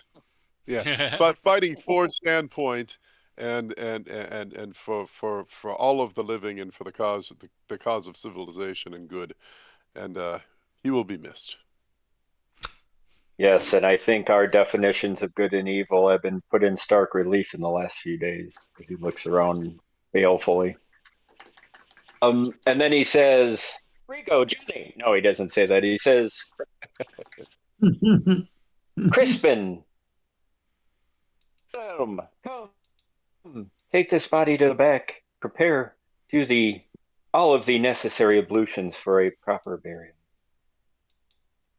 And they kind of reverently take the wagon, the cart, and move it along around the cathedral, and that's that. So, anybody want to do anything else before dinner? Freshen up a little. Freshen up. Let's grab my bag. Yeah, I suppose. Yeah, you guys must be disgusting. So you could go the dragon, and you could go wherever you want to go, but the options would be whatever Vaulted Arms has. If you go to the Dragon, they've got your suite, and they can run a bath for you guys. Pixie's Kitten, you would know that better than I. Oh yeah, It's about they've got the about whole, 6 p.m. now. You got a couple hours. They got the VIP special bathing there. All right, so who's going where to freshen up? I'm going Well, to the. I'll go back looks to like I'm in the right. Hill I Bar. think I just stayed where I was, so I'm just gonna. I'm going to the Dragon. Chauncey's going to the Dragon. All right, so Chauncey heads to the Dragon. Anyone going with Chauncey? I think I'm in the. Oh, the kitten. She's alone going to. Jill Bar, I assume you're going home. Sparrowhawk, where are you going? Go over to Jill Bar's. Not gonna wash up, Yeah, but I'll you're go. comfortable there. Mm-hmm. Dojo? Jill Bars, Jill Bees. Okay, and Glurky and Riven. Yes, I have Riven, a feeling I know where this is. you must get the rose oil treatment. It's very nice. Dude, I don't think I left. All right. So everybody goes and does their own thing. Chauncey, when you walk in, a Mako kind of beams up and she says, "Word's getting around fast. You guys made it. Glad to hear it, Chauncey. I'm sorry to hear about your master, though. That's terrible what happened to Professor Einstein. Please accept our condolences." He's on mute. Doesn't care about his own dead character. Okay, well, we'll say. My fingers are wet. I can't get off mute. I've hit it 4 times. So sorry about that. Okay. Bathroom. I don't want to know why your fingers are wet, but okay. I You know, when you whack out, when it gets sticky, and then you got to get it off. And so, no, it's Didn't terrible. Most of us made it, but yes, maybe some ale and a song from you would help. Mako, I don't know. It's just so much. Yes, of course, you poor dear. Come and we'll fetch you. Polly is dead, isn't she? That's right. She Yeah. died. Yeah, you killed her, Horton.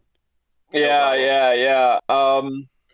We have our new barmaid, Roxanne, will help you. And Raquel Welch comes out. Oh my god. And she says, "Oh yes, let me get you some ale, darling, and perhaps some bread and cheese, and grapes. How does that sound?" That sounds fabulous. It's been a day. The things I've seen, the things I could tell you about. Oh, let me give you a hug. And she has this low cut. Oh, imagine Raquel Welch in her prime, and she's got a low cut bodice on, and she hugs you, and she has these beautiful perfumed breasts, Oh, and you're just buried in them. Okay, so on a sigh that's like a week worth of stress, just going as he totally. sighs into these bosoms. And then the halfling. Why do I always forget my own character's name? She'll go run you a bath, and everything's happy in Chauncey's world for now. Jill Bar, I assume Renata will take care of you guys. And are y'all gonna bathe together, or? Well, I actually bathed before I went to sleep. I wouldn't. All right. What about bad. Sparrowhawk and Dojo? Are you guys bathing together? No, I'm not bathing at all, but I will be happy to watch anyone who wants to show me themselves bathe. Oh no! If you come to the Pixie Kitten, we got quite a show. I find going it on. very interesting. Good concept. Oh shit! All right, so we'll fast forward a couple hours. No need to role play the kitten, even though some night I will for fun. So you all wash up around 8 o'clock, and there's candles in the back room and the long mahogany table, or it was oaken table, whatever it was, and there's a big spread laid out again, tankards of ale, Nice hot tea, hot water with lemon for you, Dojo. Big charcuterie boards. And then there's a hearty Irish type stew for dinner and pies for dessert. Just a huge spread. And everybody comes in. Broder kind of hobbles in and bids you well. The mayor and Hemlock and Devon come in, and you're all seated around the table. And after a while, Devon stands up and she says, "Hey, begin this feast with another heartfelt toast to the indomitable heroes of Sandpoint. They have once again done great service to Sandpoint, nay, the whole Varisian coast by ridding it of the foul reek that was Vorl Foxglove, and all of the ghouls that came directly or indirectly from his brood. Thank you once again, heroes." And then everyone's like, That's nothing. and then after that she says, "And let us all bow our heads, as we have lost one of the heroes. Though he may have been a complicated man, his morals sometimes unclear, as was displayed when he brazenly emoliated the entire Johansson family and all of their children." And she starts shedding a tear. "But he was always stout and there for the city, as is his wont as a dwarf, and we will remember him as a hero of Sandpoint all the same. Let us bow our heads in silence. And may Desna take him up into her bosom." At this point, Chauncey takes a handkerchief and just a giant honking like trumpet blast of blowing his nose. He was a great man. "Yes, I'm sorry." And then and then as you do that, Roxanne comes over and gives you another hug. She seems to really be taken with you. And yeah, you all start feasting. Do you want to talk about any specific things? I'm drinking. So kind of imagine there's merriment. There's some, I don't know, Irish reels going in the background, and everyone's kind of feasting and talking.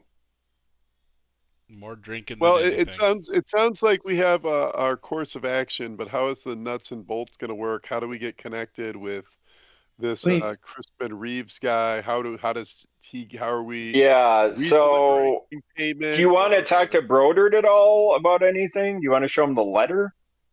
I'd like to ask him about if he's ever come across the name Zanisha.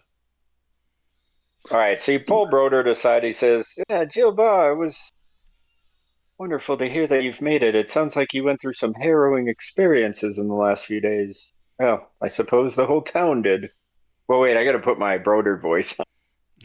"I suppose the town did. So, what can I help you for, young whippersnapper?" Well, we're just curious. We came across a reference to someone who was referred to as the Mistress of the Seven by the name of Zanisha. Is this anything you're familiar with? You've read about, heard tale of? "No."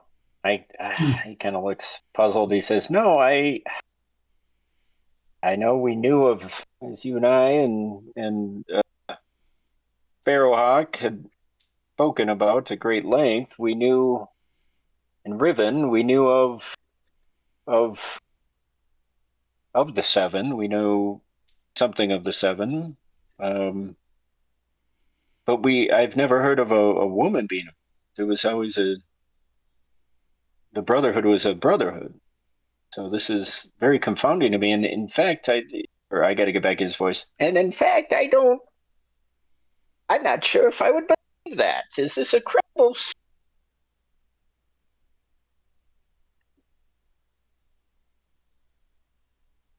Yes, seems quite credible to us.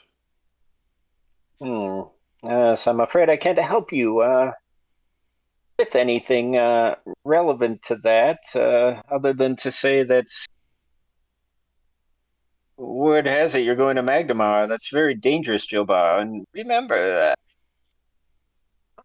Ironbriar is very powerful man. One thing I will say is, I do know something of Groberas, Lord Mayor, and he's not aligned with Ironbriar. In fact, he'll play the game, but he does not like Ironbriar. Keep that in mind. Wait, who is this guy? He was referring to the Lord Mayor Groberas, the Lord Mayor of Magnamar. Brobermar? Groberas, Lord Mayor Groberas. You're going to learn about all this next session. You Groberast. don't need to write it down now. Yeah, Groberas. So basically, Magnamar is kind of like a benevolent autocracy. The Lord Mayor has a lot of power in the and you're getting the vibe that Ironbriar is running things a certain way through the courts, and whatever he's doing,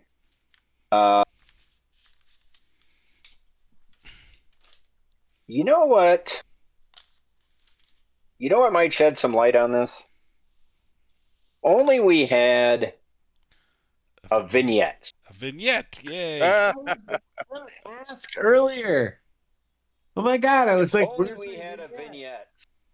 I didn't get my nickel vignette, like my vignette. So, just as Ironbriar, or just as Broder is sort of saying this about Proberus, he he kind of looks up and stares into the candlelight, and he says, "Yes, Proberus is his own man, with his own problems." And the screen goes black. And then we see the Chiron come over, and it says evening in Magnamar. And the heavy drapes in the Lord Mayor's study muted the morning light. Ooh, morning in Magnamar. Forget about it. The heavy drapes in the Lord Mayor's study muted the morning light, leaving only the flicker of lamplight dancing across stacks of unopened ledgers. Mayor Haldemir Groberas sat behind his enormous mahogany desk, his chubby fingers absently drumming along its keenly polished surface. Cornelius Wainwright, thin as a quill and twice as brittle looking, hovered just inside the doorway with a folder clutched to his chest. "Well," Groberas snapped, "you look as though you've swallowed a fishbone. Out with it." "Yes, my lord." Wainwright cleared his throat. There has been another incident." Groberas groaned. "Another mugging? Another dockside brawl? Magnamar breeds these things like rats, Cornelius." The secretary shook his head. "No, my lord. A killing. Two, in fact." Groberas froze, then reached for his goblet. "Spare me the preamble, boy." Wainwright opened the folder with trembling fingers. "The first victim was Lord Auric Vintner, found slumped across his writing desk at dawn. His face," he swallowed, "cut away, my lord. Peeled almost. His body carved with the same jagged runes the city watch has catalogued from the other slayings." The Lord Mayor's goblet halted halfway to his lips. "A noble? They've moved on to nobles now?"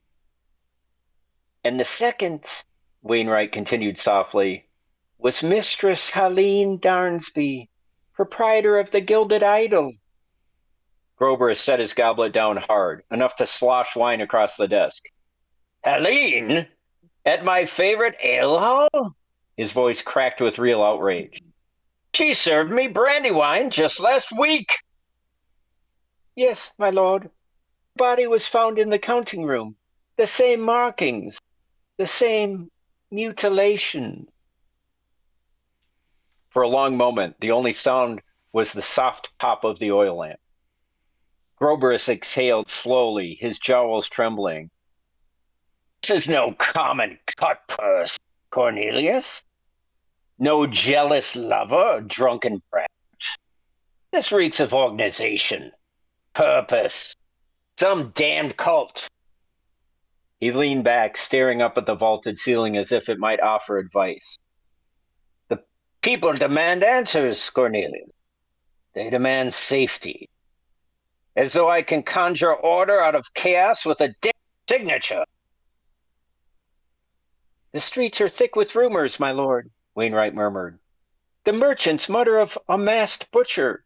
The nobles whisper of assassins. The common folk, they say the knights themselves have grown hungry. Groberus shut his eyes. Wonderful. Exactly what I need. Starving knight. He rubbed his temples with thick, bejeweled fingers. If panic boils over, I'll be blamed. If the killings continue, I'll be blamed. And if I lift a finger personally, I may very well be the next corpse missing its... Wainwright took a hesitant step forward. Shall I summon the watch? Commanders, my lord. No, Groberus said sharply, then sighed. Yes, summon them and find out which of our local heroes aren't already dead or drunk. His gaze drifted to the shuttered window. Someone must put an end to this madness. Yes. And whom shall I say gives the order, my lord? Haldimir Groberus hesitated, just a beat too long. Then, with practiced gravity, he rested both hands atop the desk. Tell them, he said, that their Lord Mayor demands action. Wainwright bowed and slipped out. Left alone in the dim study, Haldimir Groberus sat motionless, engulfed in a brooding silence, straining to hear the hush of a city that seemed afraid to speak its own name.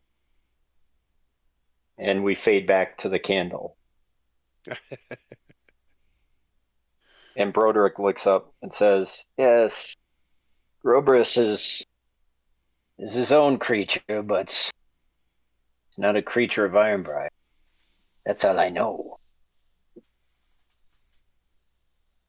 But I also have heard rumors, Jobar, rumors from my contacts in Magnum. There's much unrest, many slayings, whispers of cult-like activity, whispers of the Sahedron ruins carved on body, faces mutilate. Dark, dark whispers. Seems the disturbances that we have experienced in Sandpoint are in Magnamar as well, then. It's most dire news. Yes, I should think so in spades. Be mindful of yourself, young man. Watch your back. And don't trust anybody. That's all the advice an old man can give a young adventurer. If advice it is.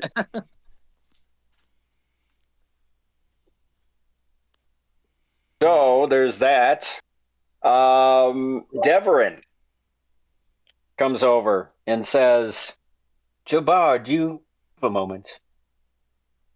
Of course. And she beckons you over and says, I've reached out through my contacts in Magnamar, and we've arranged for you to be quietly brought in the city of Magnamar tomorrow night under cover of darkness in a merchant shipment that Crispin himself is in the control of. And it's my understanding that he will have control over all of the necessary guards and parties, so you shouldn't have trouble getting into the city.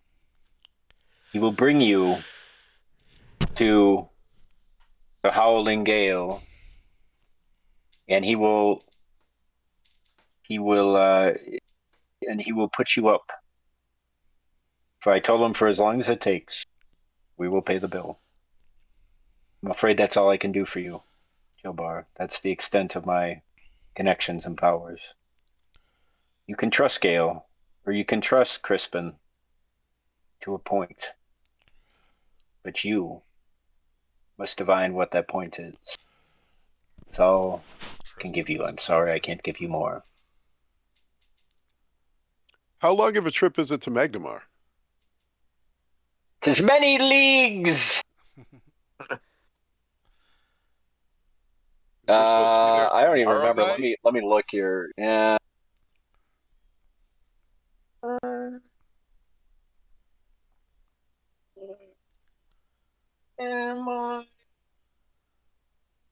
I had it written down.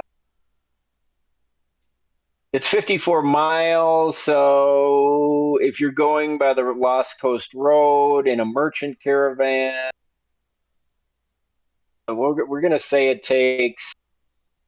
Yeah, that's a good point. It's going to take a day and a half, 2 days. So if you were to leave tomorrow morning, you would probably have it arranged so you would get into the city near midnight, wee hours of the morning type thing, where you'll most easily be smuggled through if you were to leave tomorrow morning. In fact, I'll retcon that. She'll say he'll have the covered wagons will be here, and you'll leave at 8 a.m. tomorrow. I know that's very soon, but I didn't have a choice. And then by wagon, I would assume it is 2, perhaps 3 days, depending upon the roads. Yes, the Lost Coast Road is pretty steady, and let's just say this is a merchant caravan that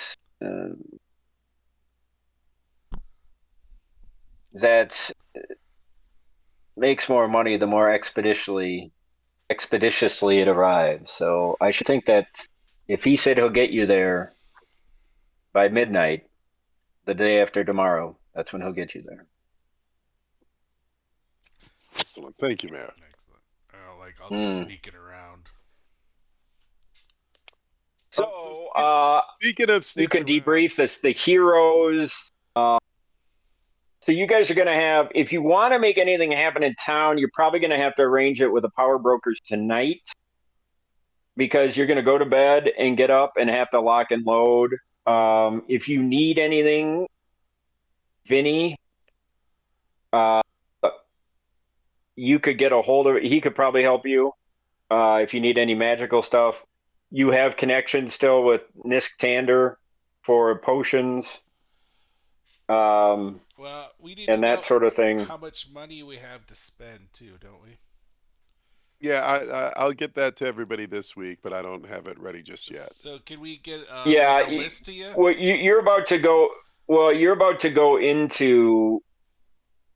You're basically about to go into a bigger city where Gilbar has a network, and where the guy you've been set up with has a bigger network. So Oh, so this isn't the place you would buy anything. right, But gotcha. I think the better way to characterize it is if you want to get anything from Sandpoint that is completely off the grid and isn't connected with the give and take of whatever you'll have to do in Magnamar,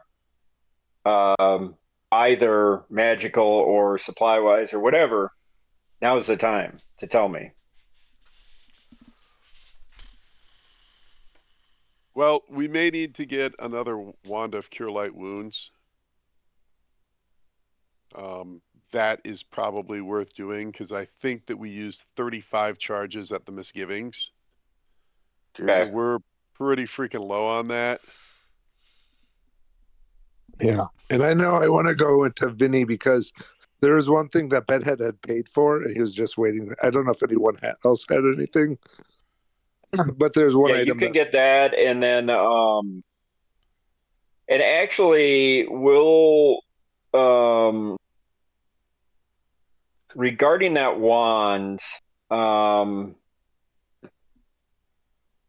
we'll say that, well, actually you could get that from Vinny too. And then you could even swing by and get some potions from, and this is something actually that the mayor would say. I know it's short notice, and I've already put feelers out to Xantus to put together any potions that he can spare for you. And Vinny is always open, if you know what I mean,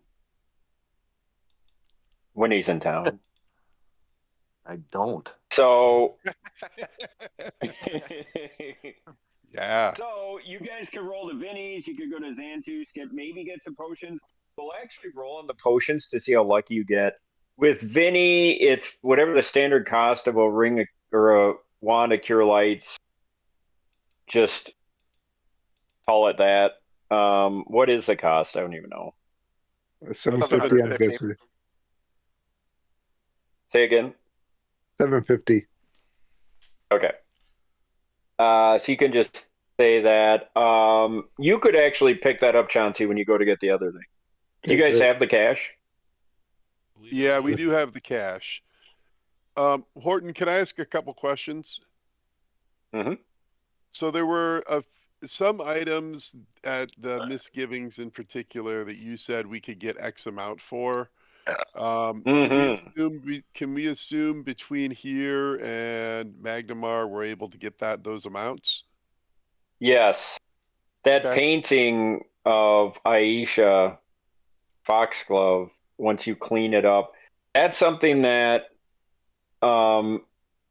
you could probably have cleaned up in town and then have Renata shipped to Magnamar through your normal channels. You probably don't want to be carrying that in a merchant caravan. Yeah. And then Um, for the guys, there's a few items. So first of all, between the hat of disguise that Bedhead had and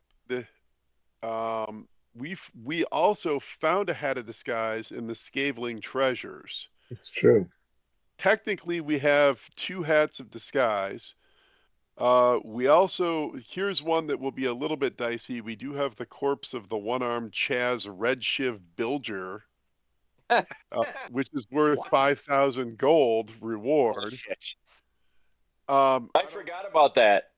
Yeah, I mean, that one will be a little bit, maybe we can work that through Crispin Reeves if he gets a cut. Yeah, that's Um, that. We're gonna role play that though. I want you to remind me now. Yep. So we have two hats of the skies. The other items, the Skinsaw man had a ring of protection plus one, a ring of jumping. I'm assuming nobody wants the War Razor plus one, but the leather armor plus one, is that good for anyone? No. Mm-mm. Chauncey? Hold on. Let me look into it. I don't think so. I think the spell failure is too high for casting spells, but let me look into it. But I think no. And then ring of protection plus one. Who doesn't have a ring of protection yet? Jilbar does not. I do not. Chauncey does not, but I'd be willing. I'm new, so I'll bow out of this one. Two, it should go to a melee class. Yep. So does that mean it's going to Jilbar or Riven? Do you have a ring of protection?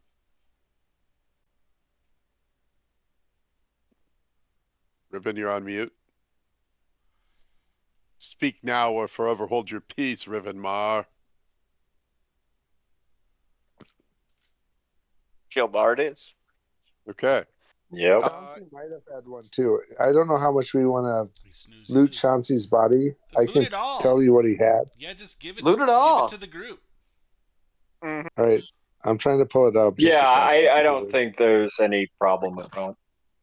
Okay, and maybe we don't do it now. My computer's I got a spinning ball, but if it doesn't pop up, we can do it over the course of the week. But there's a couple things for sure. All right, so for right now, let's Chauncey, you want to go get the wand and your whatever you were picking up. Yep. Okay, so you go. You actually go over there. We'll say that you guys all talk and kind of agree that we should probably get this locked down now. And that now that we know we have to go in the morning, and you go in the middle of the party, and you leave at like 9:30. You go over to Vinny's shop, and you see the light on in there. There's some candles, and you walk in, and Vinny's there working on something, and he looks up and he says, "Hey, what's up, bro? Oh, In." my bedhead, my master, my professor. He's no more. We need to pour out a straw for our bro.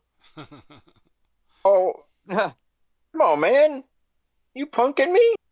No, Oh, you're not. Come here. Hey, come here. Get over here.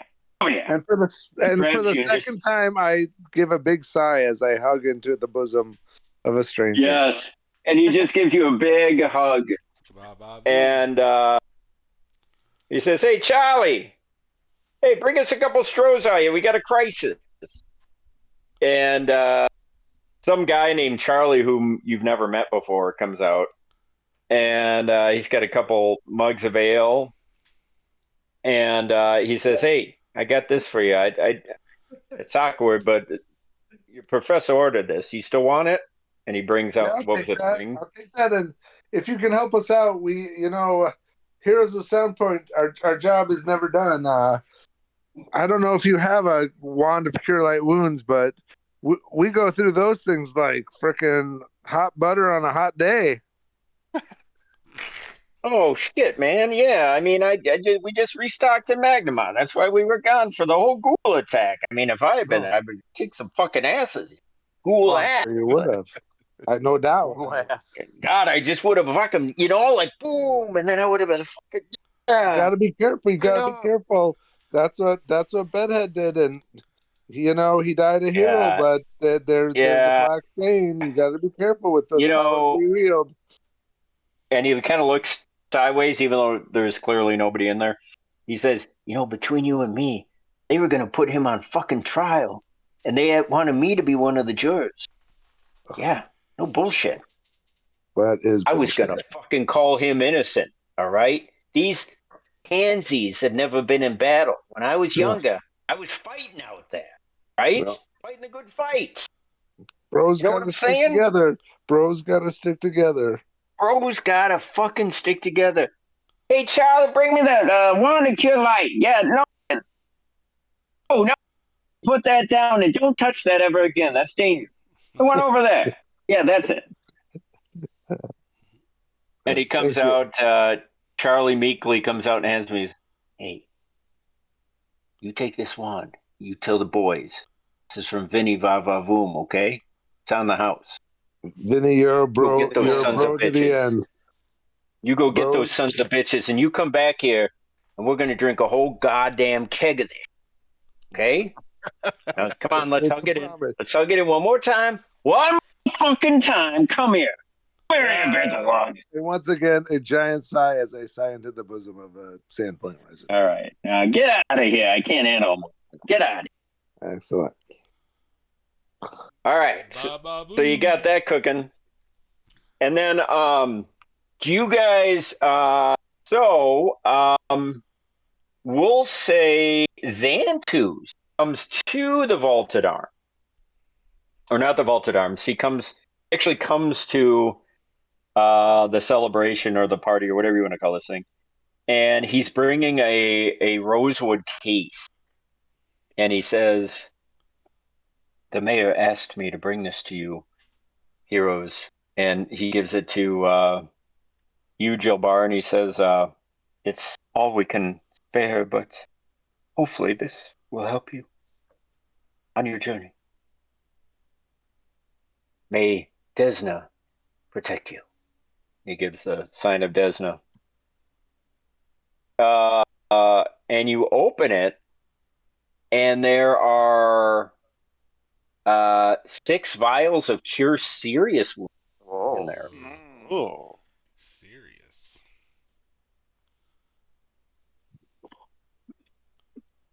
So you can add those to your list. Ballsy. Do you want to hear? And about now it's about 10:30. Ale's still flowing. All you can eat and drink. Brodards bid you good eve, and Hemlock's going back, and the mayor flakes out, and it's just the heroes. Do you guys want to Well, Glurk's go to bed? drinking until he unfortunately passes out. Okay, so Glurk's going all night. Chauncey, as you keep drinking, Roxanne comes over and she's off her shift and she's got a tankard of ale and says, "Hey, mind if I join you?"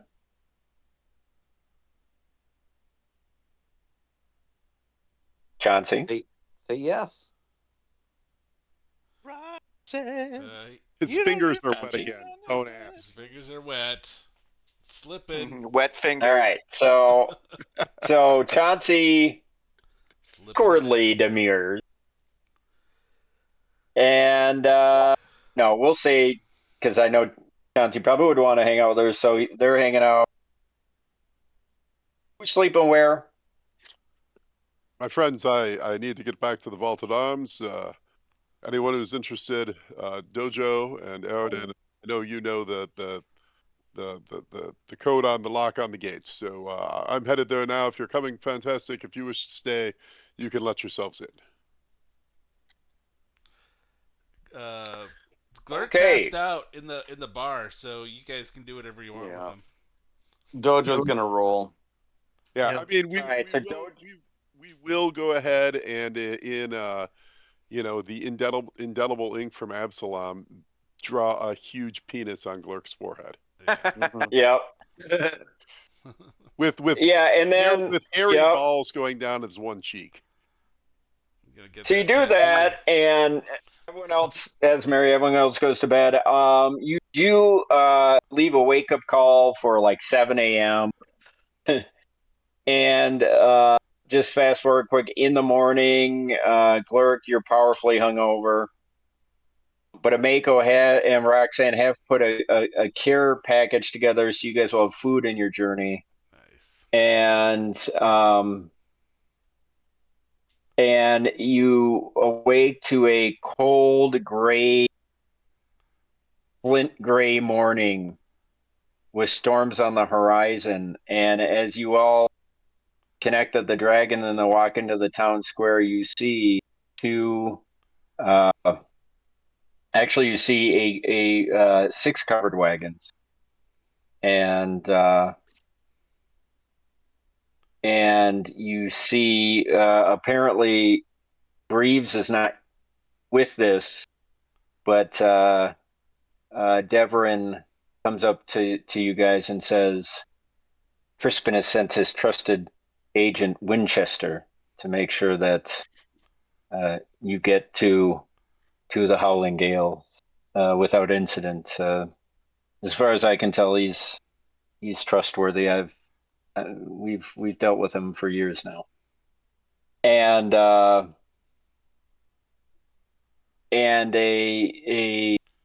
gentleman walks up. I don't know, human. We'll say mid 40s, gray salt and pepper beard, cloak,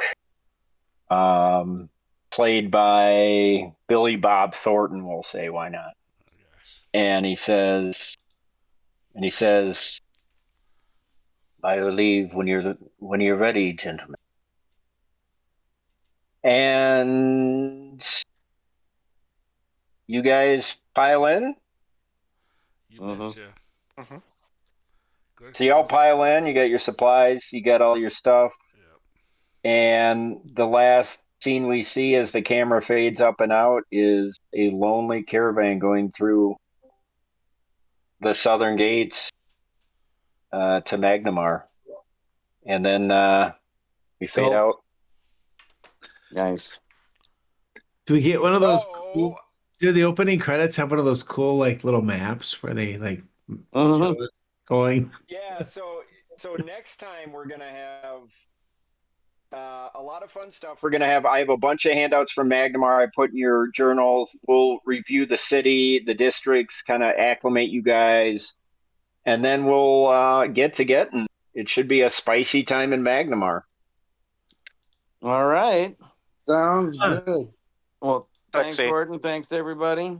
Thanks, Horton. Yeah. Have a great Happy Thanksgiving, guys. Thanksgiving, everybody. Yeah. Happy Yeah. I'll send you Thanksgiving. guys a list of what Bedhead had.